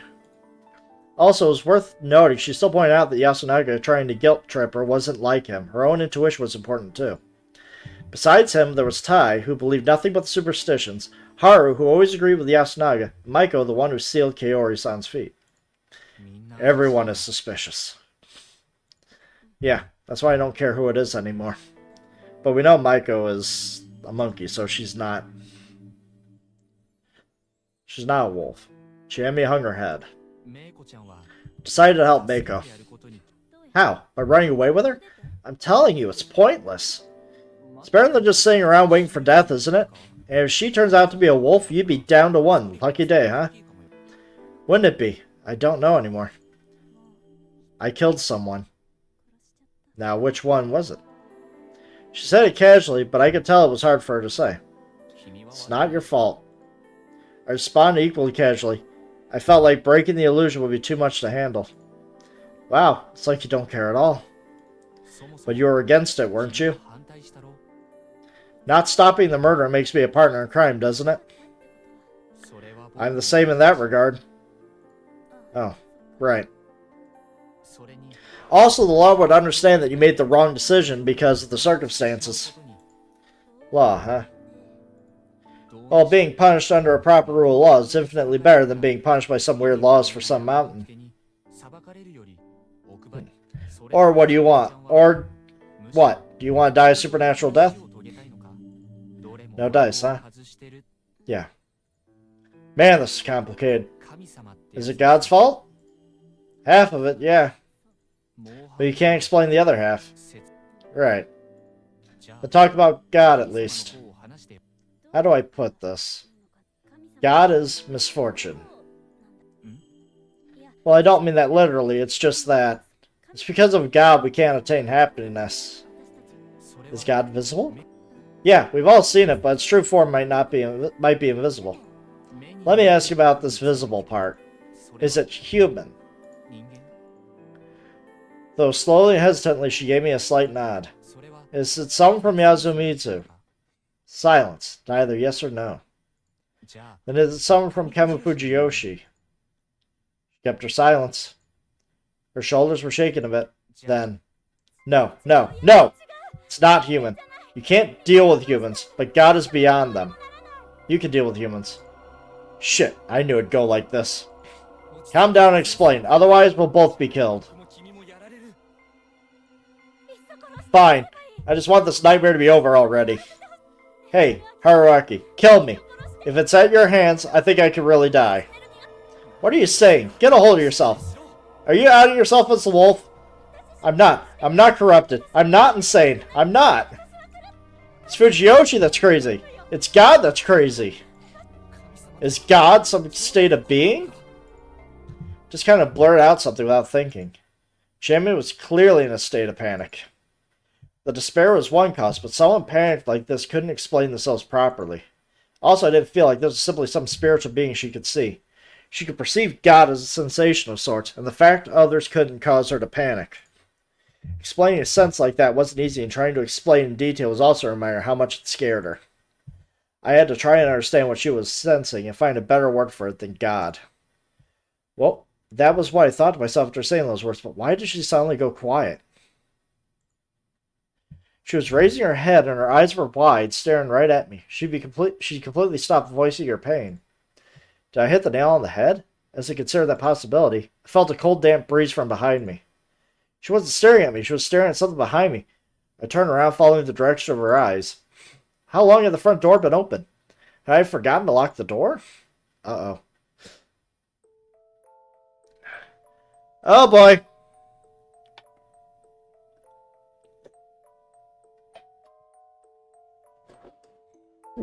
This is either the corruption or one of the wolves. But actually, no. This is probably Rikako. She probably got out. And how long had that been there? There was a person outside. Was he even human?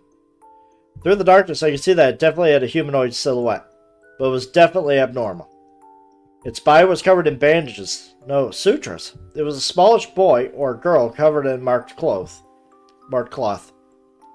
Again, wasn't even human.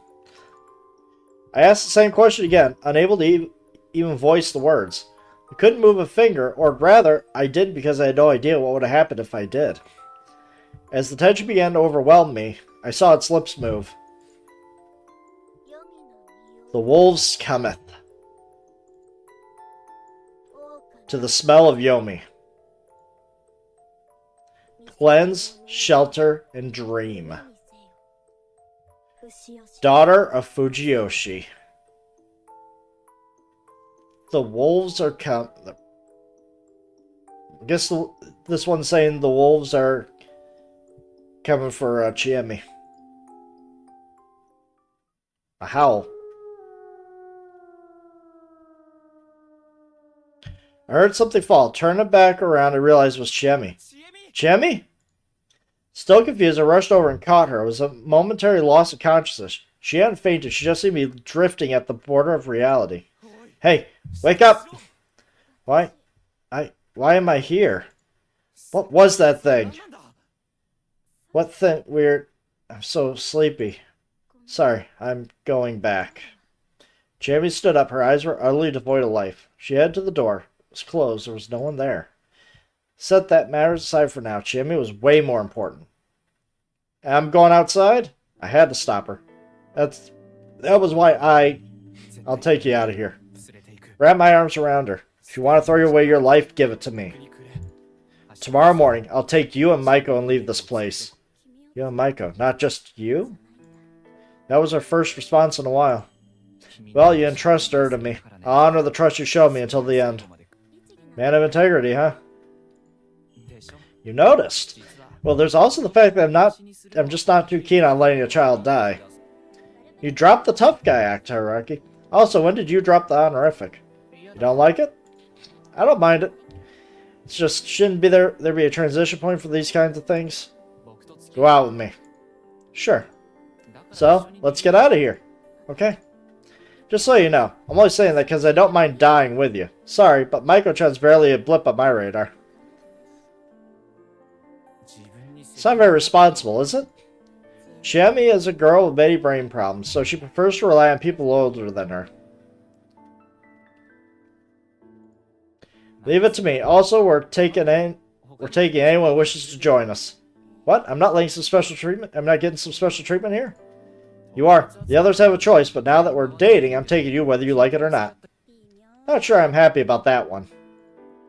Did you know I'm actually not a very popular guy? Oh, you're definitely not popular in this village, buddy. Haruaki. Thanks. Her teary voice compelled me to embrace her. If I'm killed by the wolves tonight, don't say that. I don't care what. Take a part of me outside. Don't worry. I'm scared. I'm right here. Here for you. Hurts to say baseless things. Even so, I kept on saying whatever I could to make her feel better. This went on for only 10 minutes or so, though. Even if the wolves didn't pay us a visit, we'd have to respect the rules of living here. We awkwardly exchanged some parting words, and I saw her off as she returned to her room, her parting ways with a frail smile on her damp face. Tomorrow. Everything would be decided tomorrow. She's probably dead. 5:16. We made it to Friday. Another morning.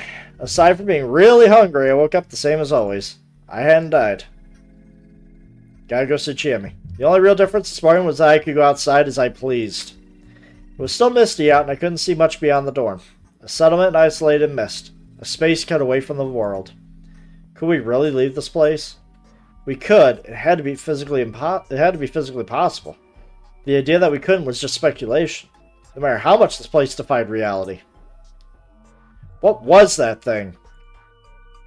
Why had Chiemi collapsed? How sane were we? Was this even really happening? Human senses and memories often lied to us, though just dismissing anything that makes sense was illusion wasn't a good idea. That thing had actually visited us. Its appearance was strange, but I had little proof that it was something supernatural. Thus, it had to be human. As for the reason Chiemi collapsed, there were quite a few possibilities. Unless it was a trick she'd schemed up with that thing beforehand, that being had to have been too much for her to handle emotionally. What did that thing say again? The wolves cometh to the smell of Yomi. Cleanse, shelter, and dream, daughter Fujiyoshi, was it? Basically seemed like a fancy way of saying, get back to your room and sleep. So, it was a warning from those who made the rules. Then was that something on the mountain? Great Lord Shinai's side? To be honest. I'd say it was more something from the other side. It kind of fit my image of the Yomobito. It wore sutures in place of clothing, and the cloth over his face reminded me of a funeral shroud. The word corruption seemed particularly fitting. It had a really sinister aura to me anyway. Though that was strange. Great Lord Shinai was the enemy of the force from Yomi. Yomobito wouldn't act as his messengers. This contradiction is quite eerie and an alluring unknown. But that didn't matter now. My goal was to let Chiemi and any supporters we gathered escape. I returned to my room, made my futon, and started searching again. Futon was the only thing in the closet. There was nothing I could use as a weapon. Gave up and left the room. Went to Chiemi's. If the worst had come to pass, I had to fulfill her last request. The door was locked. I knew it. So the wolf was... I knocked. She came out just after a few seconds. Apparently she was already ready to go. I want a weapon. I figured. She gave me a pretty large knife with a sheath. Probably used for hunting. Different knife than what she had. Got anything for yourself? Lost my kitchen knife, so you have to protect me, alright? Sure. Okay, good. She's not armed. I still don't completely trust her. I had zero confidence in pulling it off, but sometimes bravado was important to hold on to. You're gonna die for that bravado. Went to Haru-chan's room. We already saw what bravado led you the last time you tried to defend yourself. It wasn't locked. No. The room was no bigger than the others, but it was a huge mess. But it didn't look like there was a corpse present. Oh, thank God. She'd either already woken up and went outside without locking the door, or her corpse was somewhere outside like Yoshi's. Gained a habit of expecting the worst. Okay. What about Yasu? The same. Let's check out Maiko. Okay. Today's mist was denser than usual. Just extending my arm was enough to make my hand hazy and indistinct. God damn, I've been in a fog that thick before. It's called you do nothing. You just don't go outside type of fog.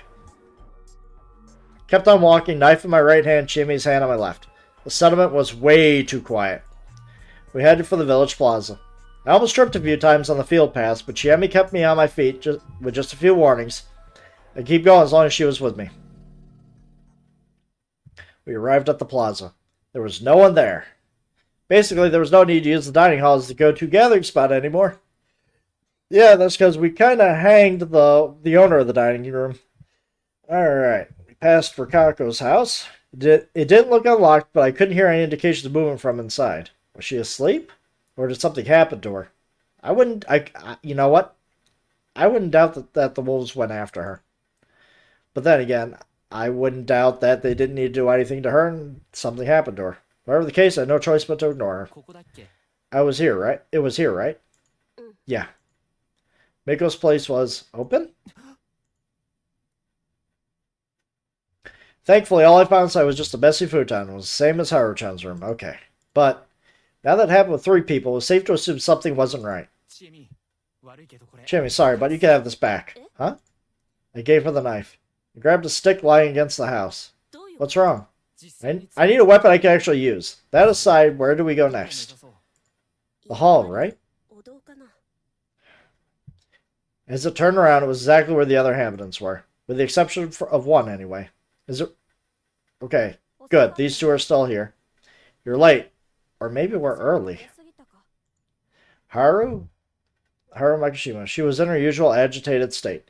Yeah, she's agitated now because, you know, she just got together with Yasunaga and Chiemi tried to hang him. Tai is still alive. She's still silently chanting something to herself. Maiko's okay. Maiko, Haru-chan had her hands over her shoulders, but she still looked anxious. Finally, Yasunaga. Okay, not good. Good morning, Chini. Yeah, he's pissed at Chini because Chini had tried to get him hanged. And Haruaki. Yeah, I bet he's not happy with me either. Yasunaga, his face is grim. Those were all the people here, meaning that. So they finally got Masato, huh? Some process of elimination was enough to know who was gone. Anyway, it was time for the first battle. Mako, come here. She tried to walk to us. No. So these 2 wolves? But Haru stopped her. It was time. I raised my stick and... Huh? So you finally reveal your true colors, Fusayushi. Yasunaga stood in my way. He had a menacing-looking grass sickle in his right hand. He readied it for a swing at me. You're the cause of all the misery here. It's the end, so I knew it would come down to pure strength. No way, huh? What? You were tricked. He's the one who caused all this. Not letting him join the feast was a mistake. We hanged him, Mom, Yoshi, and everyone else would still be alive. Wait, we hang him today. That will end everything. Yasunaga, you shouldn't try to advance the situation based on a story no one knows. What about you? Why did you try to attack? Oh, good point, I'll tell you. I want to take back the hostage. But that's... Well, before that, let me just help Chiemi understand. Look how confused she is. Huh? What? They didn't say another word. Chiemi and Maiko were the only ones who seemed confused at all. Basically, the others had prepared for this. Ignoring who's a wolf here, there's 2 important things you gotta keep in mind. First, yesterday, I told Maiko that I wanted to escape the settlement with her. It's best to assume everyone heard that. Escaping the village is taboo. I know that. The question is whether letting someone escape makes you a target of the corruption. That was why you secured Maiko first thing in the morning, and I can totally understand that. The other thing is that Chiemi and Yasunaga ended up on opposing sides yesterday. Owing to that, today's feast would be a one-on-one between them. Since Haru would almost always take Yasunaga's side, he'd have an advantage. But with Tai and Maiko as swing votes, his victory wasn't guaranteed. That's why you decided that reconciling with Chiemi and going after the only outsider here was the safest way, right? You're wrong. I'm not. That's why you took Maiko as a hostage. You want me silenced. No. I just thought you'd take her as a hostage and ask her to do horrible things. What would I gain from that? I mean, I'm not part of the feast. You agreed to that yourself, didn't you?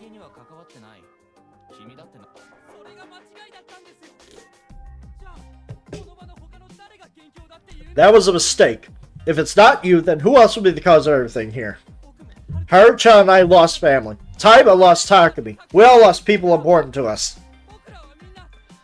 And who didn't lose anything? Only you. Oh. So that was the story, huh? Sorry, Yasunaga, but you're a bad storyteller. You seem to have a habit of putting up a wall of well-spoken words when lying or putting up an act. Please stop messing around. Oh, but I'm not. Yasunaga, you're trying way too hard to manipulate people using their emotions. You also underestimate Chiemi by thinking you could just use that as a smokescreen for the holes in your story. Well, from an emotional standpoint, blaming me for everything is definitely the easiest way. But on the other hand, you're selling yourself short. You're calm, cool, and collected. The type of guy who argues against an adult absurdity with facts and logic. Please stop this pointless analysis. Oh, that's something for the villagers to decide, not me. They're the ones who've watched you for years. Of course, I understand you went through something difficult enough to change you. Let me ask you this. Are you blaming everything on the outsider because you lost your own emotions? You lost your own emotions? Are you actually acting rationally to make sure you hang me and waste today's feast so you can tip the scales in your favor? Or are you someone who'd benefit from wasting today's lynching? What do you think, Chiemi? She gasped and looked at Yasunaga. There was suspicion in her eyes, not trust. You could have just said that I was a wolf. Yet you didn't. You just said I'm the cause of all this because you're a wolf yourself.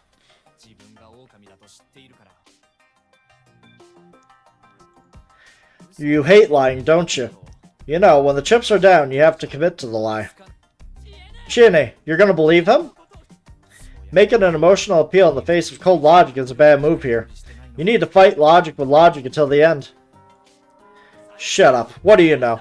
You just wasted time, not doing anything because you couldn't. He had a point there. I did feel like shit about that. Should have joined the feast from the get-go. If I had, I wouldn't have wasted time on pointless arguments and autopsies. However, you know, right here, there's a guy who can think for himself, but just played along with some dumb superstition, letting both his brother and mother die. As an adult, I'm really mad at him, Yasunaga-kun. Once I said that, Yasunaga hung his head and fell silent. 10 seconds of silence were enough for everyone to realize he'd lost the argument. However, the expression on his face was abnormally calm. We got one wolf. True, I really am a wolf. He spoke as if it wasn't a big deal. But you are misunderstanding a few things. That just made it seem even more abnormal. We've already won.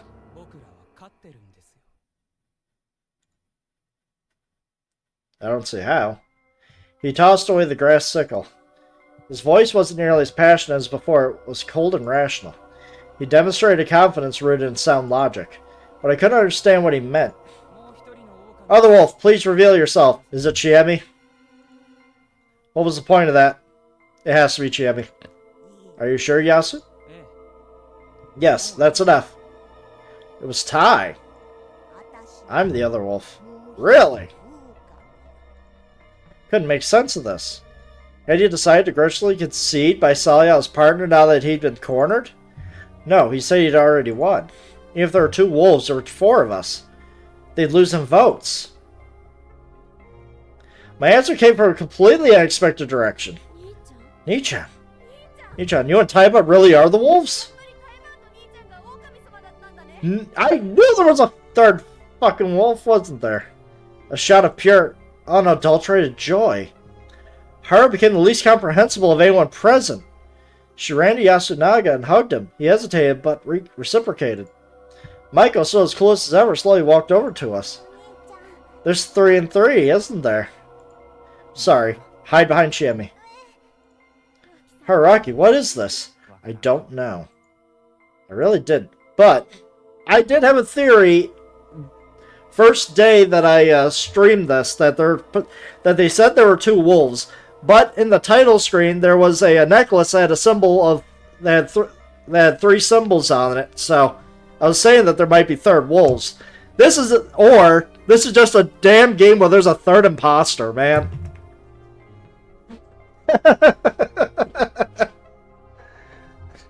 Third impostering, man. I hate it. I had a feeling something wasn't quite right for a while now. I suspected it made clear now. I was certain of it, and I left me feeling uneasy. Okay, you have the initiative here, Can you explain? Taiba, you do it.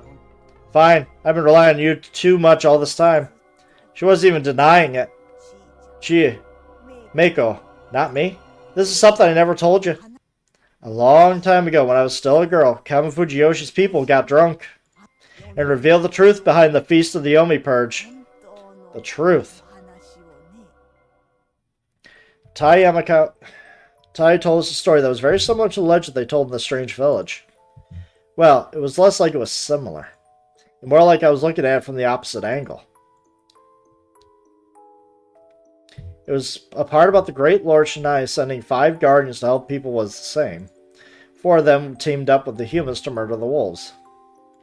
However, in the real story, the good and bad sides were completely reversed. Apparently, the people of the 4 guardians joined the Yomi on the very first feast of the Yomi Purge.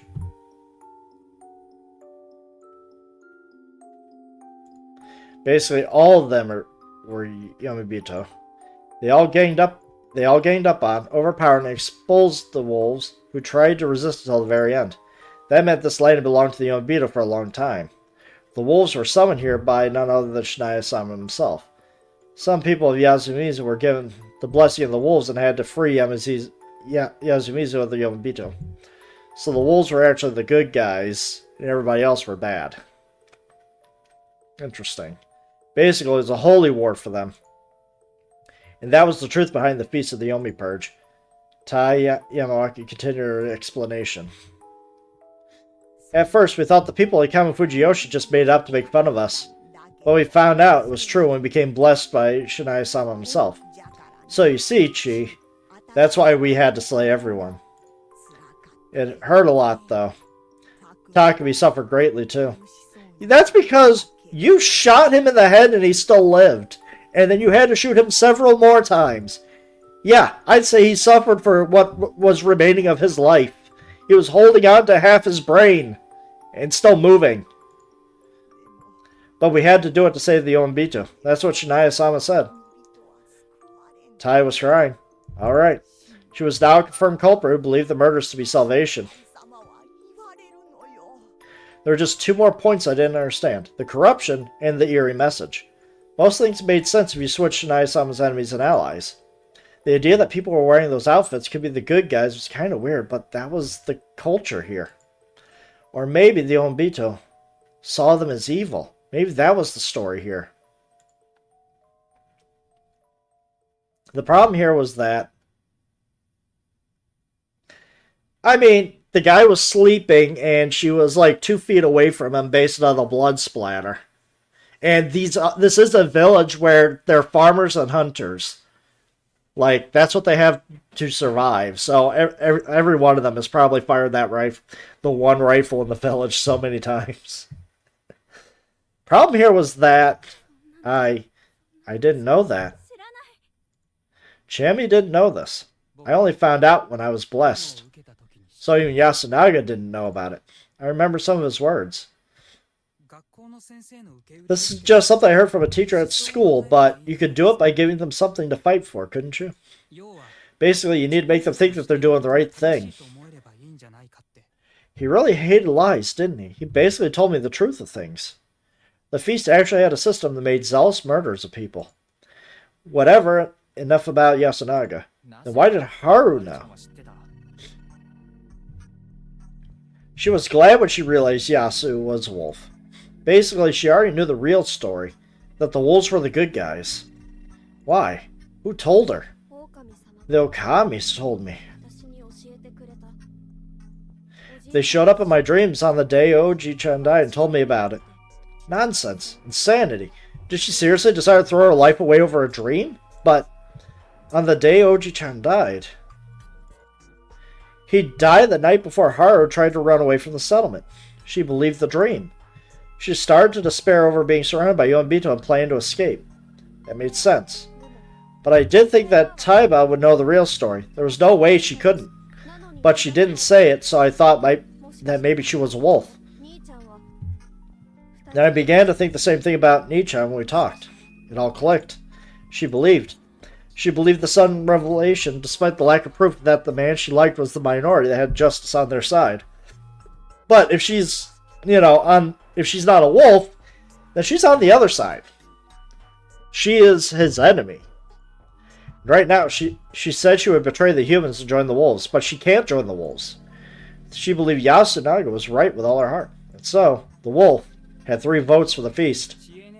I can't be killed, even if Chine and Mako both vote for me. If you bend the rules and count Fusayashi's, it'd still just be 3. You couldn't choose one if we did a final vote.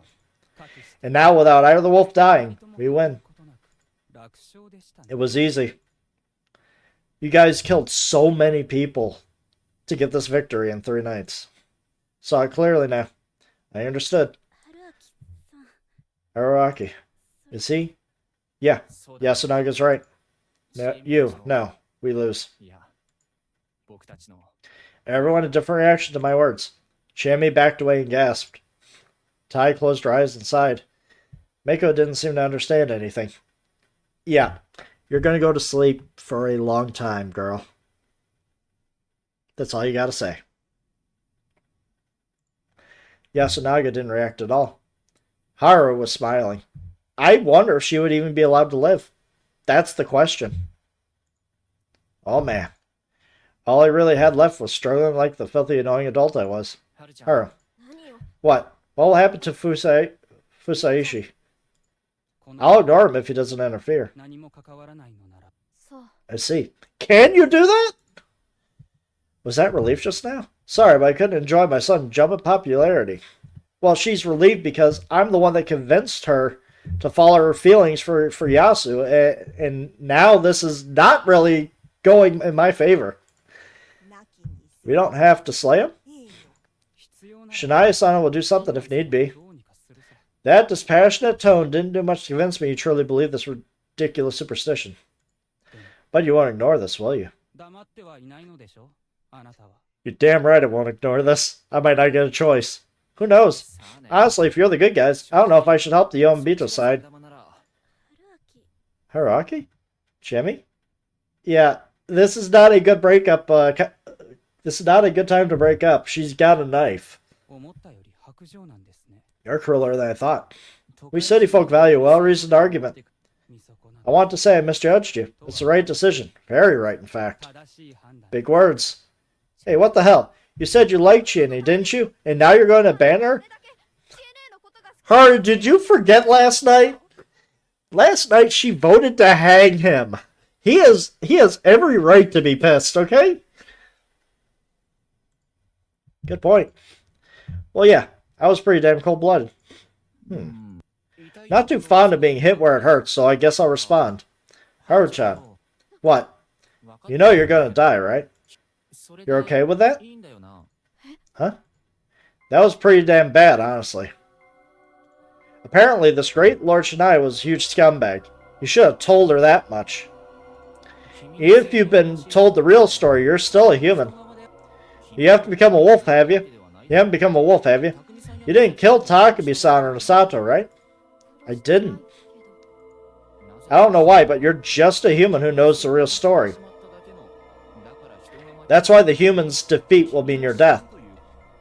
You said you thought Yasunaga may have been a wolf when you talked together, right? I don't think he would have ever let anything like that slip, so he probably realized your role from the way you were acting. She was the snake. He was probably trying to lead you by showing hints, not revealing his identity or to test you whether or not you join him. The wolves probably knew there was a human who had that role. So there was a hidden role. There was a third imposter role. What of it? He actually said that. This was the part where he's supposed to start lying.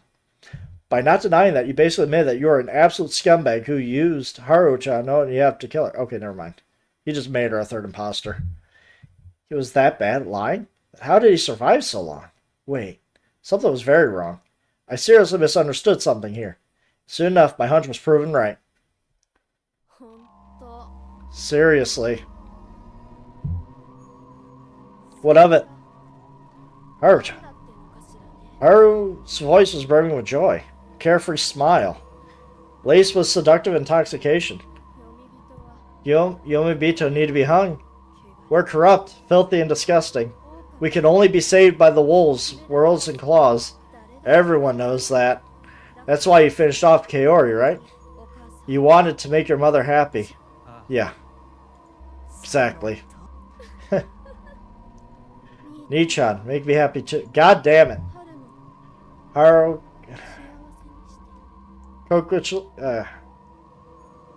Man, why are we using these words? Coquettishly leaned on him.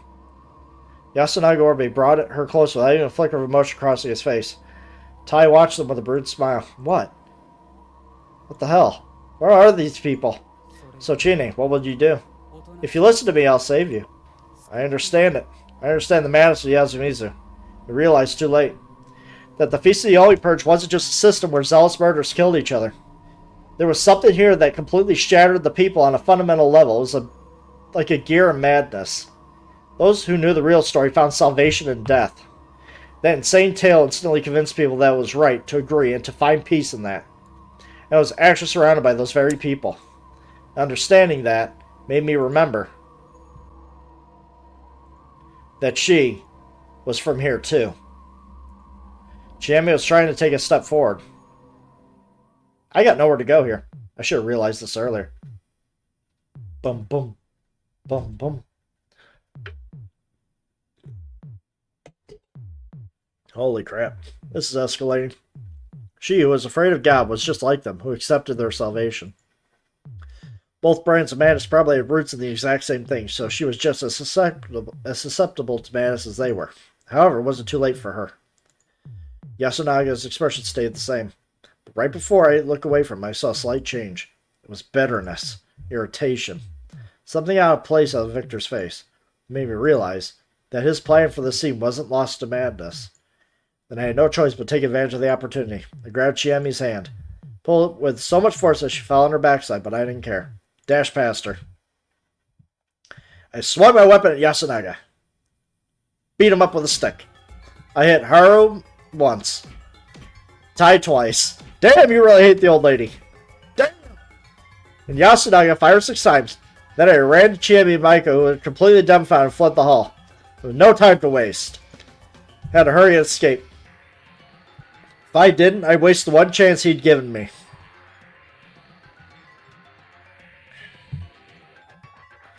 Hararaki, what are you doing? What's going on? Hey, Chiemi. What? Yasunaga really has a good head on his shoulders, doesn't he? What are you talking about? My hand hurts. I'll fall.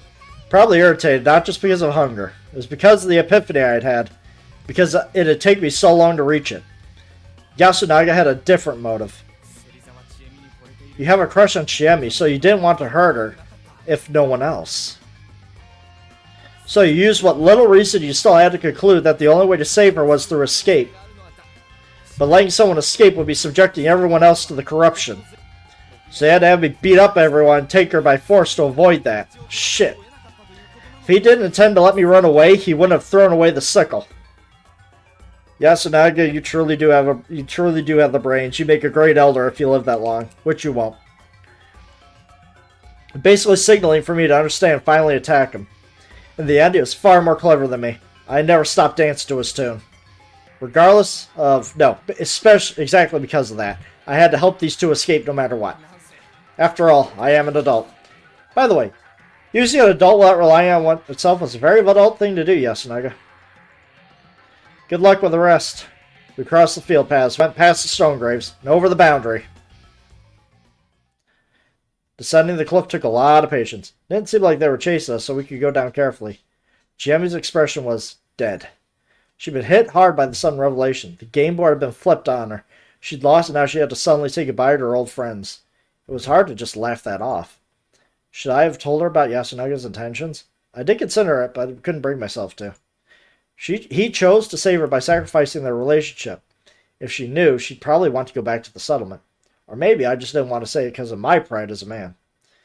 That was fine by me. Being able to shrug off such unfairness was one of the blessings of adulthood.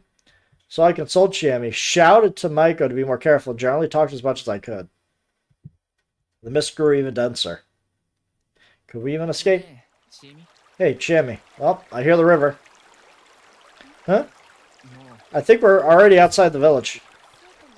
Maybe. We did it, and look, nothing happened. We did it? Yep, now let's cross the river and return to town. Where's the river? Couldn't see anything. I had just lost my bearings. It was worse than that. I couldn't even see Chiemi or Maiko's face. I was actually holding their hands. We were already at the bottom of the cliff, walking on stones below. We heard water, so it was clear we were close to the river. But I didn't know if we could keep going right now. Let's rest. We can't. Chiemi. Thought she was going to freak out again, but no, that's not it. She stopped me. Don't you hear it? Ignore the water. Confused, I strained my ears. What am I supposed to hear? Wolf! Wolf! The wolf! They're coming after us. They were acting strange. I strained my ears again. Was it above us? I hear the faint sound of rustling leaves from the top of the cliff. We gotta run. Tired. Haraki, take Mako. The intensity in Chiemi's voice made me take the situation seriously. What if the sound was just the wind, though? Was she jumping at shadows? But I wouldn't have been lying if I said I wasn't worried. After all, a question remained unanswered. And according to legend, this was their HQ. Wait, they were the good guys, right? Still, this wasn't a normal place. I had to get out of here ASAP.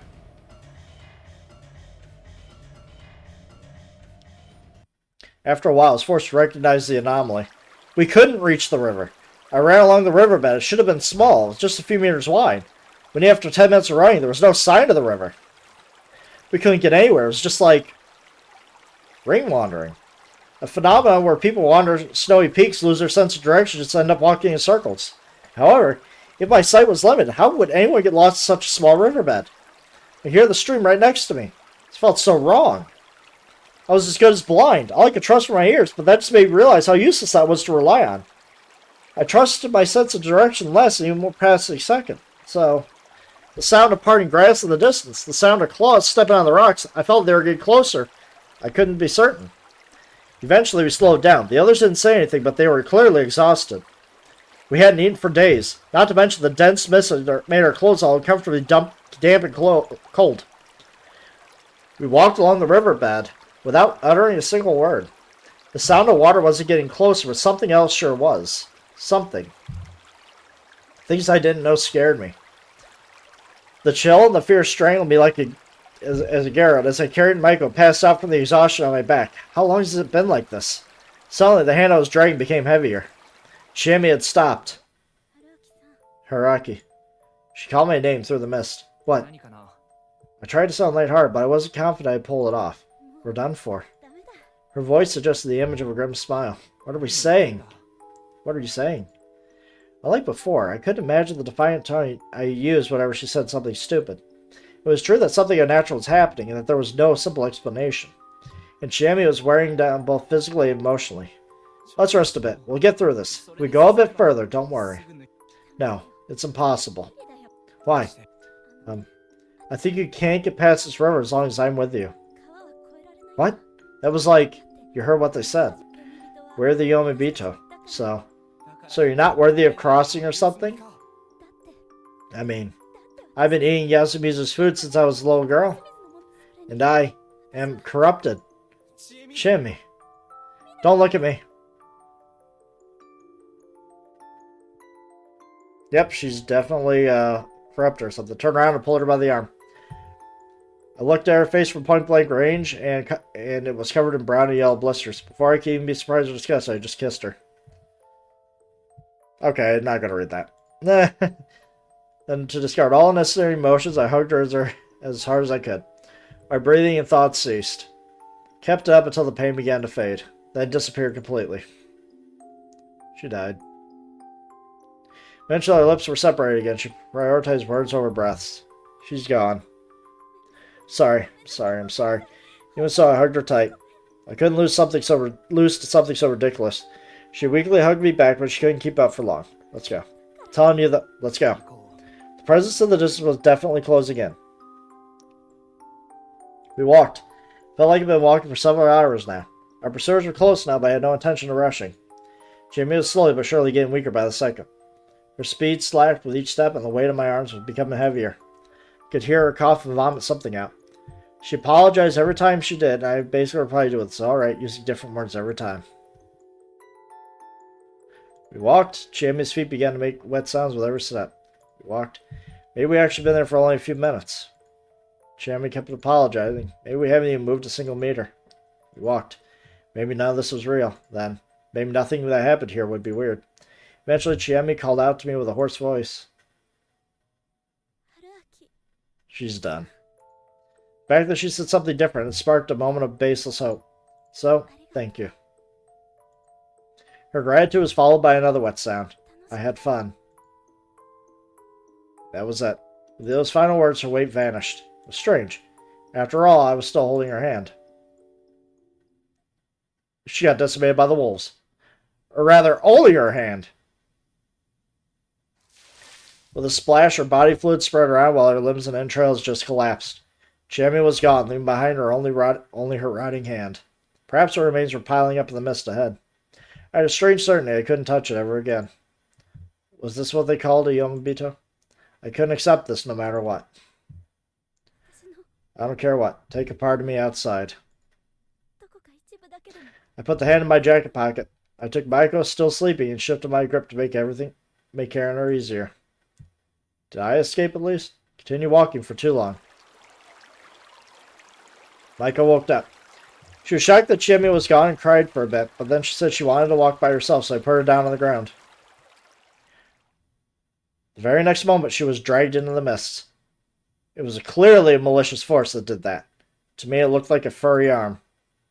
Damn you, Maiko got grabbed on that one. Scream resounded. It was an inhuman, animalistic scream. After hesitating for a moment, I turned to run and caught a glimpse of something beastly within the mist Maiko had disappeared into. I ran. It ran. Suddenly, I felt myself step into something wet. I had arrived at the river. It was meaningless. I'd lost everything. In the end, only I survived. I don't care what. Take a part of me outside. Was there any meaning of fulfilling that promise? No. That meaning was for me to find. That's why I had to survive and find a forest. Yeah. Still had that hope back then. They finally broke through the mist and showed themselves. Oh, of course. This really was hell, wasn't it? This wasn't the human realm or nirvana. It was a river of hell, so of course both sides of it were going to be hell. There was no splash when we threw Takumi-san's body in, was there? The moment we went into the mist and down the cliff, our bodies vanished from the world and reached a place where there was no return. I finally had no choice but to accept it. As someone who had taken the flesh and blood of a Yomobito, Chiemi, I couldn't escape either. That's why I screamed stupidly, only managed to run a few steps before their sinister claws tore me apart. Damn it. Where had I gone wrong? Descending into Saranaga? Not believing Chiemi when she told me we couldn't escape? No, it went back even earlier than that. I already knew the answer. Shit. I really wish I had been a part of Yasumizu and participated in the Feast of the Yomi Purge. Maybe I could have gotten a different ending than this. And we will definitely try and get a different ending. That was the last thought that went through my mind before it all faded away. Game over. Technically, this is the first true ending. Well, no, this is the second true ending. First ending was just dying at the very beginning of the game. Because I had no choice but to go out to meet my death. But now, hopefully I'll unlock the keys to participate in all this and seeing what's going on. Because I couldn't participate this whole time in the feast. Which means I'll be able to go back and maybe save a few people. There are 20 keys for me to find. I have one. This will probably unlock a second one, and that's it. I was hoping that every ending I get would give me a key. every death I would get. But we'll see.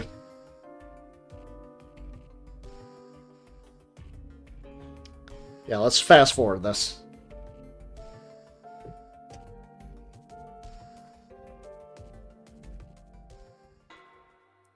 Raging loop. Whirls and claws. Which key?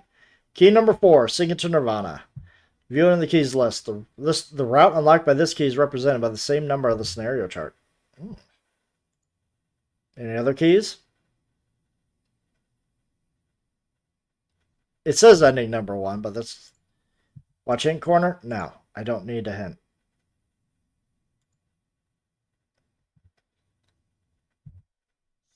Guess it was a dream, right? Do better next time. Sometimes you get no choice. 1 sheep, 2 sheep. Back to the real world. And this is back to 511. So we're just going to go to the menu. I just want to see what keys we actually have. Werewolf and Resurrection. Okay. So. Yeah, I have 20 keys. I have a lot of keys to find. So, I need to go way back to where key number 4 will be used. So, it's probably going to be somewhere in the start. Recall. Number 4, right here.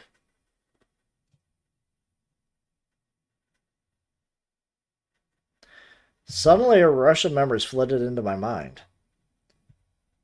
See, now I can remember all this. Now we get to really play this. Good night, man.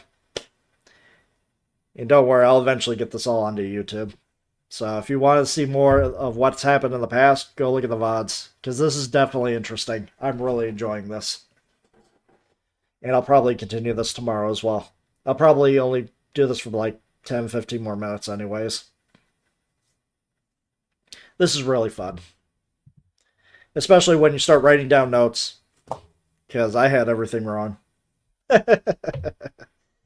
how did I forget? I already experienced this looping phenomenon or whatever. Hold on, looping? What the hell? There was no way something like that could. But, if that wasn't it, what else could explain this? How else could I, someone who died once, be alive right now? I had clear memories of getting caught up in some strange incident at Yasumizu, and shit, I couldn't remember how it ended. It was like the last time, too. My memories were all fragmented. But I did remember that I went to Yasumizu, met the people there, and died. Had I come back to when, or because I died? That was a ridiculous idea, but the pain and fear I felt back then was just so vivid and fresh in my mind that I couldn't simply dismiss it as a dream or illusion. There was no point in lying to myself. I was here having experienced something that made me sure I died. It was an incomplete memory from the future. I had no idea why I had it, but I definitely did. I had to come to terms with the first and foremost. The gas tank wasn't empty, but my phone couldn't find a signal. It was running out of battery. My throat was a bit dry. Exactly like last time. That meant I was about to arrive at... Blah. Oh, the fresh mark. Yeah. I really didn't want to meet that employee again, but from what I experienced, she was the only one I met before going to Fujiyoshi, so avoiding her probably wasn't a great idea. Her attitude was shit, but at least she always did what I asked. Though I really didn't want to drive down that unpaved road again. Once again, she rated her customer with a borderline insane way. It actually made me kind of relieved, and I wanted to believe that's some trick of the mind. Just like before, to her, I was just an annoying late-night customer. Oh well, I'll just buy what I wanted. I'll take these. Huh? Why are you getting so much crap? No reason. Yasumi's was just desperately poor and had me worried. What was her problem? I was just a customer. With this much stuff, she had to use the register. Still grumbling, she started scanning the barcodes. When she was done, I paid and asked, "Wanted to get to the nearest settlement. Do you have a map I could look at?" Huh? No, we don't. Please, I need it. Just wait. She went through the staff door. Found it. Knew it. This This is the store. Go to the north of the crossroads. You'll find an overpass enough. Cross it. When you come to a fork next to a giant boulder, turn right and head straight. That's just the forest, isn't it? I knew that it was. There wasn't even a paved road there. Why should you recommend the road anyway? If I crashed and died, it'd be homicide by negligence. There's a settlement, just not on the map. Wasn't a lie. It wasn't weird for Yasumizu to not be on the map. It was nearly abandoned settlement in the middle of nowhere. Why did she know about it? Did she live in Kamafujiyoshi or something? That sounds like it'd be bad for my bike. What about this place at Fujiyoshi? It's a 2-hour drive through a shitty mountain path. Can I write that down? Sure. Where's the other closest town? Past 2 mountains. Man, I couldn't make any sense of local distance measurements. I don't recommend going wild around these parts at night. Actual consideration. Though it was hard to be grateful. She was the one who pointed me in the direction of that shitty road in the first place. Turning back takes courage, too. Turning back, huh? Think about it. Thank you. Thanks for coming, or whatever. Ah, by the way, got any interesting local drinks? Didn't see any in the drink aisle. Well, we don't have any. I just thought you might have something in the back. Like hell we would. Could you at least check? Just wait. Found it. Seriously? She brought me a 500cc bottle with a black liquid inside. Label looked like written by hand and said Wild Plant Cola. Expected nothing and got something huge. This place was amazing. Oh, sorry, but I got quite a lot of stuff. Do you have a rubber rope I could hang on my back to hold it all? It's in a hardware store. I'd be happy if you just looked. Just wait. Jeez, I'm making her life miserable today. Found it. Seriously? Well, since we come this far, I have a list here. Think you can see if you have anything on it? What the hell? You got a death wish or something? Are you saying you kill me? Please, I just want you to have a look. Wait here. God, I'm making her work. How dare I? Thanks. We had it all. What the hell is this place?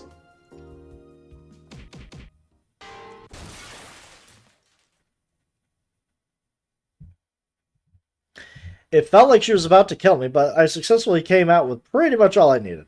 Then I just made a run for it. I pulled a runner? I opened up the weird Wild Plant Cola. Looking at the noisy light trap above, I took a sip. It was cool, intense, and had a strange, grassy flavor, but it wasn't too bad at all.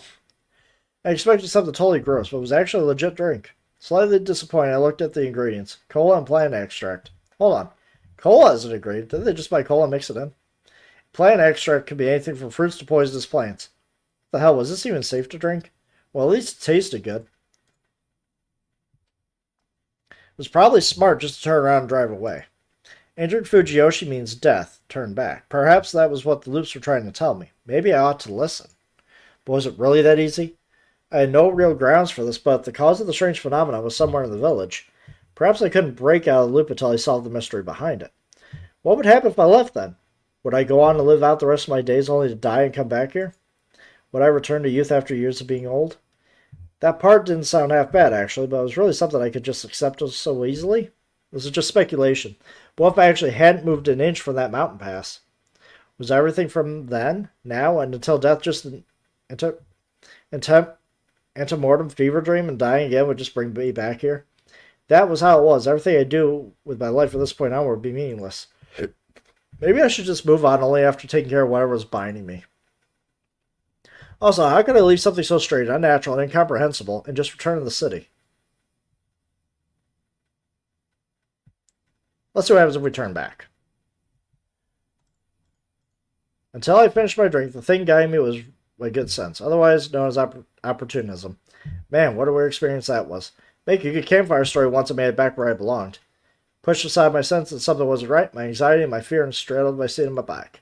Well, there was another way to look at this.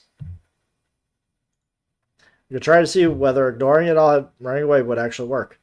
After all, this might end up being the only way to solve the problem. I mean, that's sensible.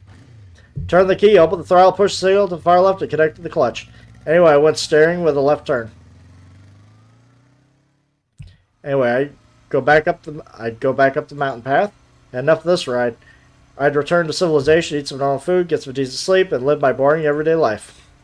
Just recognizing how precious those things were more than enough for me. It made this trip all worth it. A dense mist drifted into view. I was already in the trap, huh?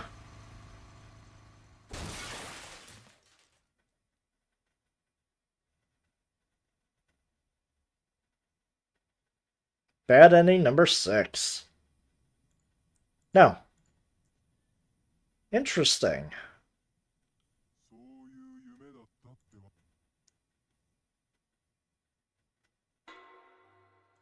Interesting.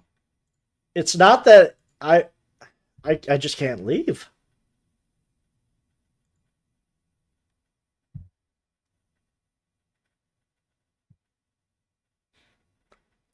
U-turn is like, no, no, no. Okay. So we'll just go through all this. You know what? We're going to pass by Fujiyoshi. After I finish my drink, the idea barely different from just turning around and leaving. Maybe I could just pass it by. Curious what would happen if I ignored Yasumizu and the clerk's warrior and simply drove on past. Wait, why would anything happen? I just continued down the road, right? Why did I feel so uneasy then? After thinking for a moment, I arrived at the mindset of eliminating whatever option seemed wrong. My guess was that this wouldn't take care of the root of the problem. But I was the type who wouldn't believe that until I tried it myself. Same. Turn the key, open the throttle. Here we go. Hey, we went starting with the right turn. Tense mountain path continued for a while. Though I didn't feel like falling asleep, I was definitely becoming more and more exhausted, both mentally and physically. Even in this jacket, the force of the wind going by was doing a number on my body, especially as I kept downward for over an hour. I did, however, see a sign above my head that said Fujiyoshi. As I decided, I just passed it by, never coming close to Kevin Fujiyoshi or Yasumizu. Now I just passed 2 mountains and reached the town I was told about. Perhaps I should have been more suspicious of the fact that I had stopped acting on my heart after all. I was just so tired I couldn't even make such decisions. I can only remember noticing a strangely dense mist surrounding me. That was then my brain lost all capacity for perception of judgment. Crash. Alright. You cannot leave. We are stuck. We are stuck in the loop, guys. Bad ending number 7.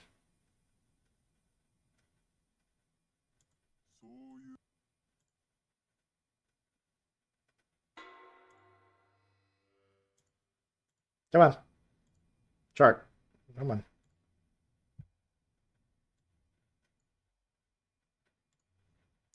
And now we'll just go back the normal route. But maybe this time I won't break my bike.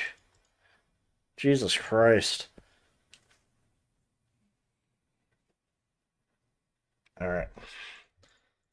As I finished my drink, I made my decision. I'd return there. I'd face that tragedy again. Of course, I was curious about this looping phenomenon, but I did recall what I thought during my final moments. It's something like, if only I'd handled this better. And for better or worse, this weird looping phenomenon had given me a chance to do just that. If it went about it all a bit better, perhaps I'd get a better ending. I mean, death is a little different. Hisako and Yudai, Kanzo, Yoshi, Takumi, the old man, Chikamochi, Rikako, Kaori, Kiyonosuke, Meiko. Hell, even Yasunaga, Tai, and Haru were just victims of the strange phenomenon. But I, Haruaki, could not delude myself. I was no hero. I had no powers, no convictions. I was just a dilettante. My only motivation here was a sense of perfectionism. I was annoyed at how many mistakes I'd make the first time around. Plus, there was a certain attraction I felt towards the unknown. It was an urged foundation to my being. Now, this is where the twist is. I'm going to make these decisions, but this time it's going to be different. They're not going to be wolves. And it's going to throw everything into insanity. And I'd be risking my life on its behalf. I was about to pretend I was acting for the sake of the others here. Although, Chiemi, though she hated her child at home, it remained part of who she was, and I wanted to keep that from being tarnished with blood. That motive was perverse, forceful, selfish, lustful, and filthy, and I couldn't let myself forget any of that.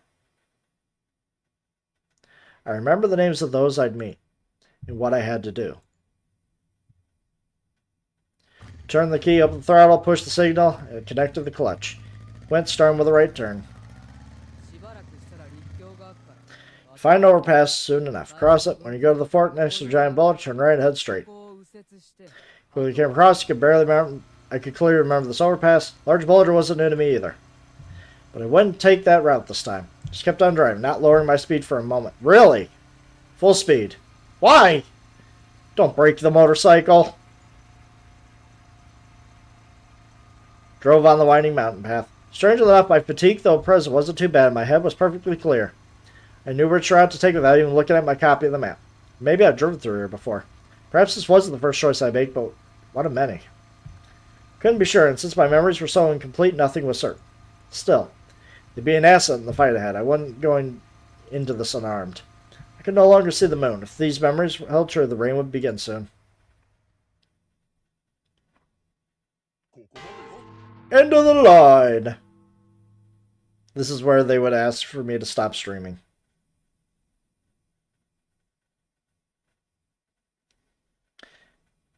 Which, I mean, if this game wasn't out for like 6 years, I probably would stop streaming right now. But I'm at this point in time where I like seeing people's natural reactions to this whole thing. You know? I like seeing my natural reaction to all this. Yeah, this game's been out long enough. They're not going to care. End of the line. I just like to know where it was. But the return. I like how they have the sheep with the cigarettes. Like, yeah. We're done. End of the line. You know what I mean, right? You set the upload streaming limit alert message to on, didn't you? Yeah, I did. But that is just fine. This is it, meaning you can only upload videos reaching up to this chapter. Well, you can actually go up to the choice that pops up after this, so prepare your goodbyes and stuff.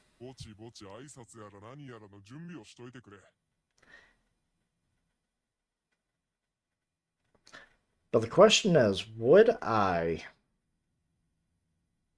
probably, yeah, I don't think it would matter much. Well, I'm going to take a quick look-see on YouTube. Let's see how many people have done Raging Loop.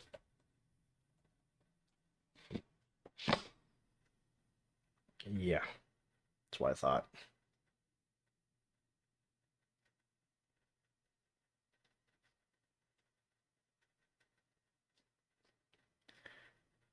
Plenty of people have done it.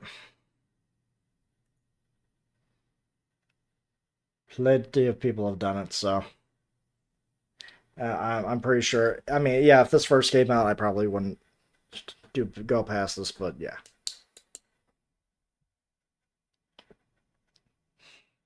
Drove darkness, but I could still make out the sign above me. The road wasn't wide, but I decelerated and somehow managed a U-turn. No other cars, so no one would complain. I returned and looked at the sign. It said that driving ahead would have led me to Kachiara, while by turning right, I found myself in Fujiyoshi. Finally. It was already past midnight, but actually earlier than I thought. 30-minute drive from this point would lead me to Fujiyoshi, or rather, Kamafujiyoshi, the place that wasn't too popular among Yasumisa's people. Look at that. Imagine getting keys 5, 6, and 7. Can't make that choice yet. Entering the village. Here we go. A house. My time estimate was more or less right. After 30 or so minutes, I began seeing houses between the hills and trees. Eventually left the forest you could see as well as anyone could in the middle of the night. It was already raining, and I knew I'd only get worse. I had to do something before that happened. There were next to no city lights, and not a single house you could see was lit up either. However, unlike Yasumizu, the destitute place where most of the houses had been built from wood, the houses were modern. The road was well paved, too. I could even see some bus stops and vending machines, emphasizing that this was modern Japan. If they have an inn or something, I doubt they accept someone barging in so late. Some would think that there was a way for me to at least get a roof over my head, but I think that was just a city dweller misconception. Same went for the idea that rural folk were nice enough to let you stay if you just asked nicely. That was just pure delusion. In actuality, rural areas were subject to local legends and traditions, but many of the residents believing good, peaceful lives were only possible thanks to their protection. Of course, I wasn't always wrong. That was also the reason why many rural people were so cold to outsiders. Hell, this was a village so far behind the time still had a settlement for the ostracized, which they discriminated against so badly.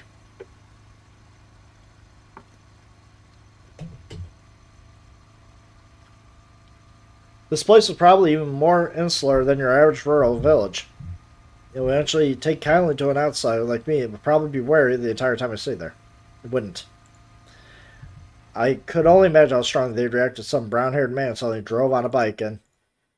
Hey! What are you doing? Stop right there. Get off and come with me. Was I some sort of idiot?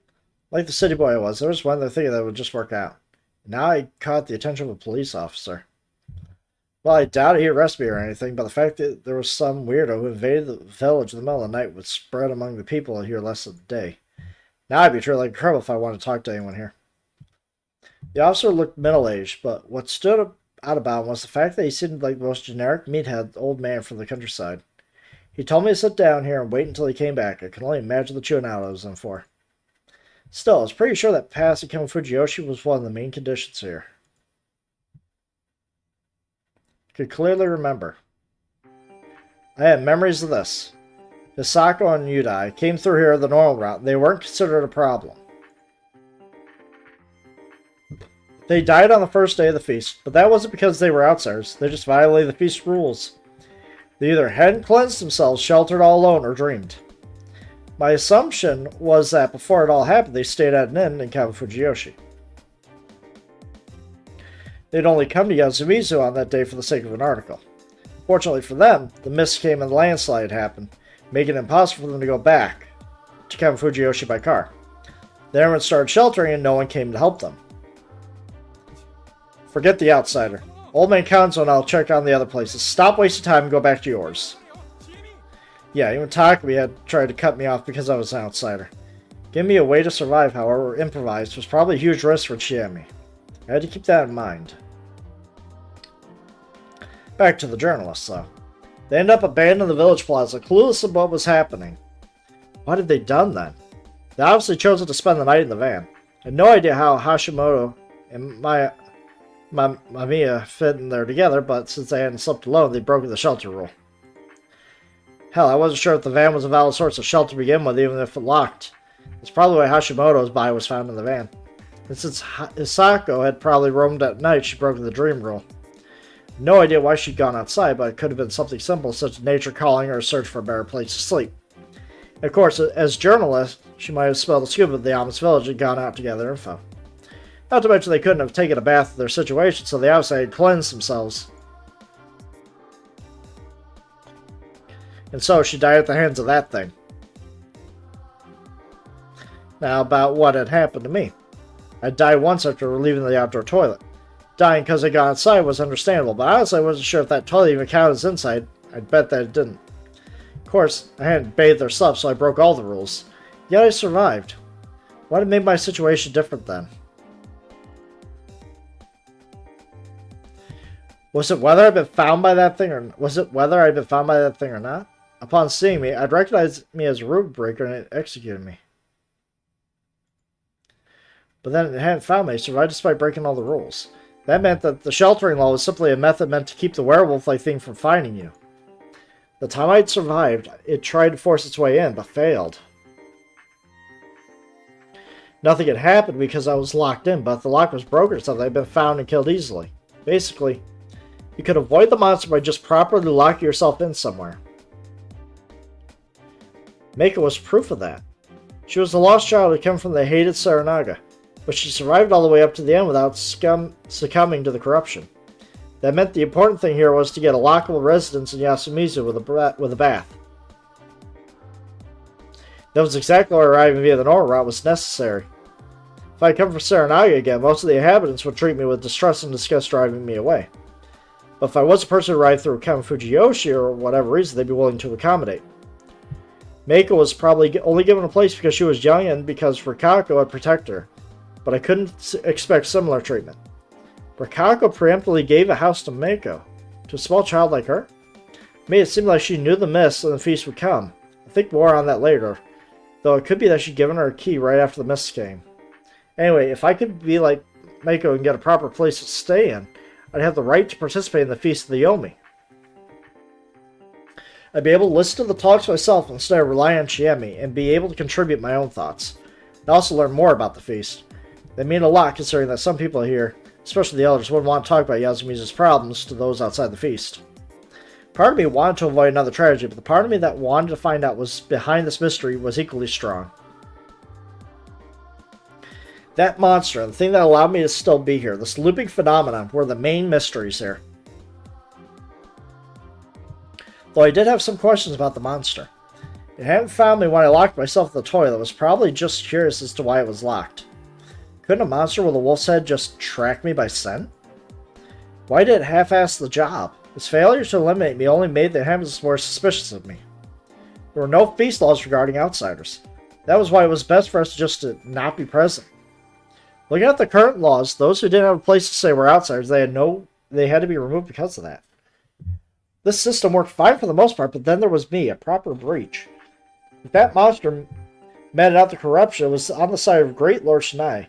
As such, it should have used some divine powers or whatever to address the problem. Also, it seemed to me like they'd have the power to unlock doors. Man, this is getting confusing. Last time, the wolves were Yasunaga and Tai. According to legend, they had been replaced by wolves to come back from the dead, but their story was completely different. They said they were normal people who had wolves as their guardians. That meant that the thing couldn't have been Yasunaga or Tai. It was more like an agent the same size as whatever granted them their powers. I had no idea why they were granted the protection of the Guardians, but from what I could tell, Guardians were fragments of divine power. If you were on the same side as the one who granted those powers, couldn't you just use the unlocking power whenever you wanted? Why would a supernatural being make such a careless mistake?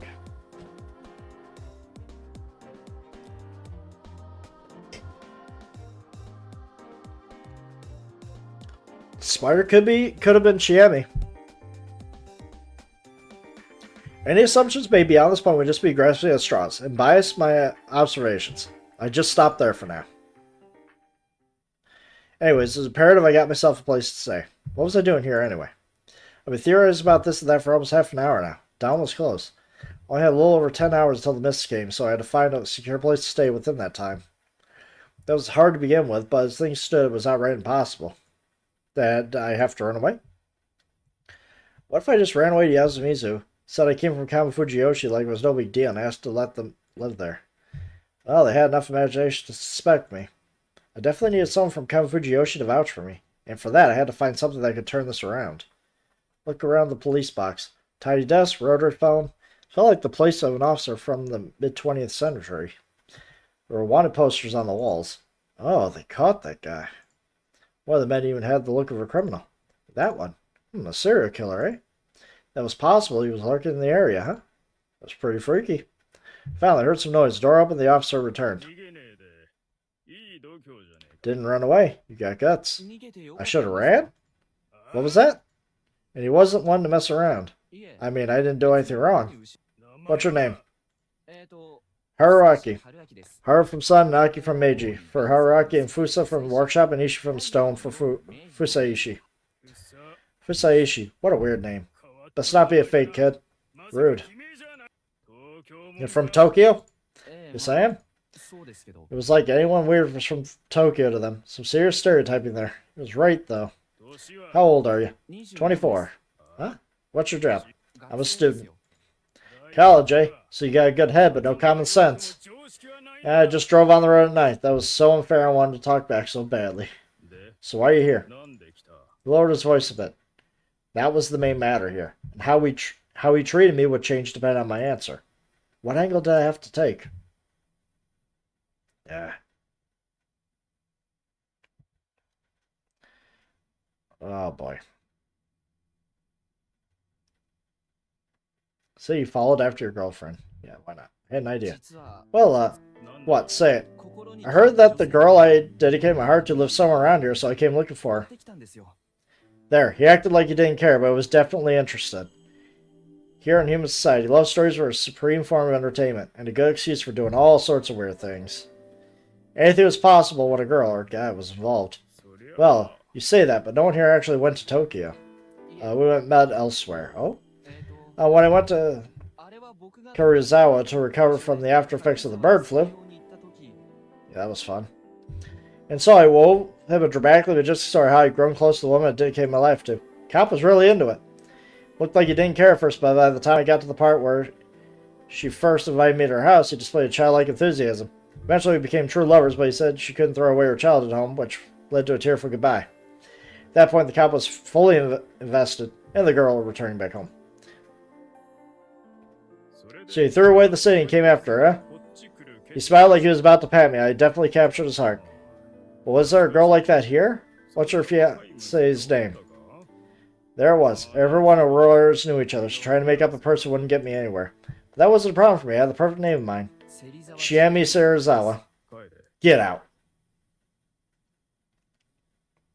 Yeah, I guess he's letting me go. Huh? Get out, right now. He stood up and approached me so menacingly that he was about to attack me. In the end, he jumped on his scooter and led me to the same crossroads, clearing the town and getting me as far away from Fujiyoshi as possible. I was now heading toward the so-called Kachihara area. The rain had already stopped, but it was tiring to drive along the still slick asphalt. Uh-oh. Might have been a mistake. I knew Chiemi and Fujiyoshi were distant, to say the least, and since she'd been out of the village, they couldn't have known what she'd been up to. I thought that'd make my story more believable. What the hell was that reaction? The thing that set him off was Chiemi's name? She told me she'd almost killed someone with a bat. Was her reputation that bad? If it was, what was the right reaction to make? You expect something like, I really think you shouldn't, and the like. Was it because she was from Yasumizu? It makes sense. If they didn't want outsiders to know about Yasumizu, it'd make sense for them to chase away anyone coming to meet her. But that only made them look more suspicious. I'm dead. Anyway, what now? Maybe I'll try coming back again for getting some rest in the nearest town. But from what I could tell, entering Yasumizu from Count Fujiyoshi wouldn't be as easy as I first thought. The fatigue was getting the better of me. I knew it was a good idea to stop, but no, I actually don't know it. I wasn't able to think straight. There we go. Dead. Missed? Now? Was it artificial? No, that didn't make sense. My mind was hazy. It could no longer make sense of anything. Damn. Cop got me killed.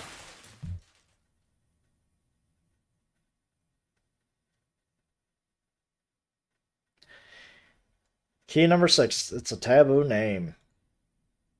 Nice. Yeah. Bad ending number 9. No. But that was definitely a good thing to get. Alright, so.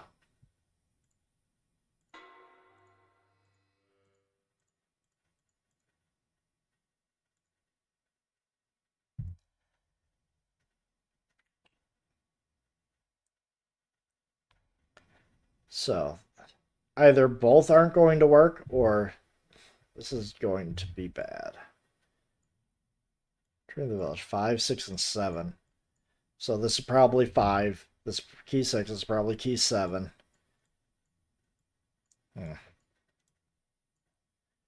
Okay. So. Turn. I just want to see start. 4, going recall. Dense mist. So I would need number 20 for that. Hiding the outhouse. 3, 8, 19, and 20 for that. Follow the screen. That give me the key number 2. Yomi. None of these would work. No key from there. No key from, and then there was the key at the very bottom. Attacked, reckless, yeah, no key from there. And then the key from there. Alright, so I'm going to save for now. That's going to be it for tonight. We're going to be picking this up back tomorrow. Depending on how my throat is, but we'll probably do a shorter stream. But, you know, I'm really loving this game. So I'd like to see how this is going to end. But this might take a while for it to end. As far as visual novels go, this is a really good one. Save again, because why not? Alright, I'd like to thank you all for coming. So until tomorrow, this is Farmir signing out. Good night.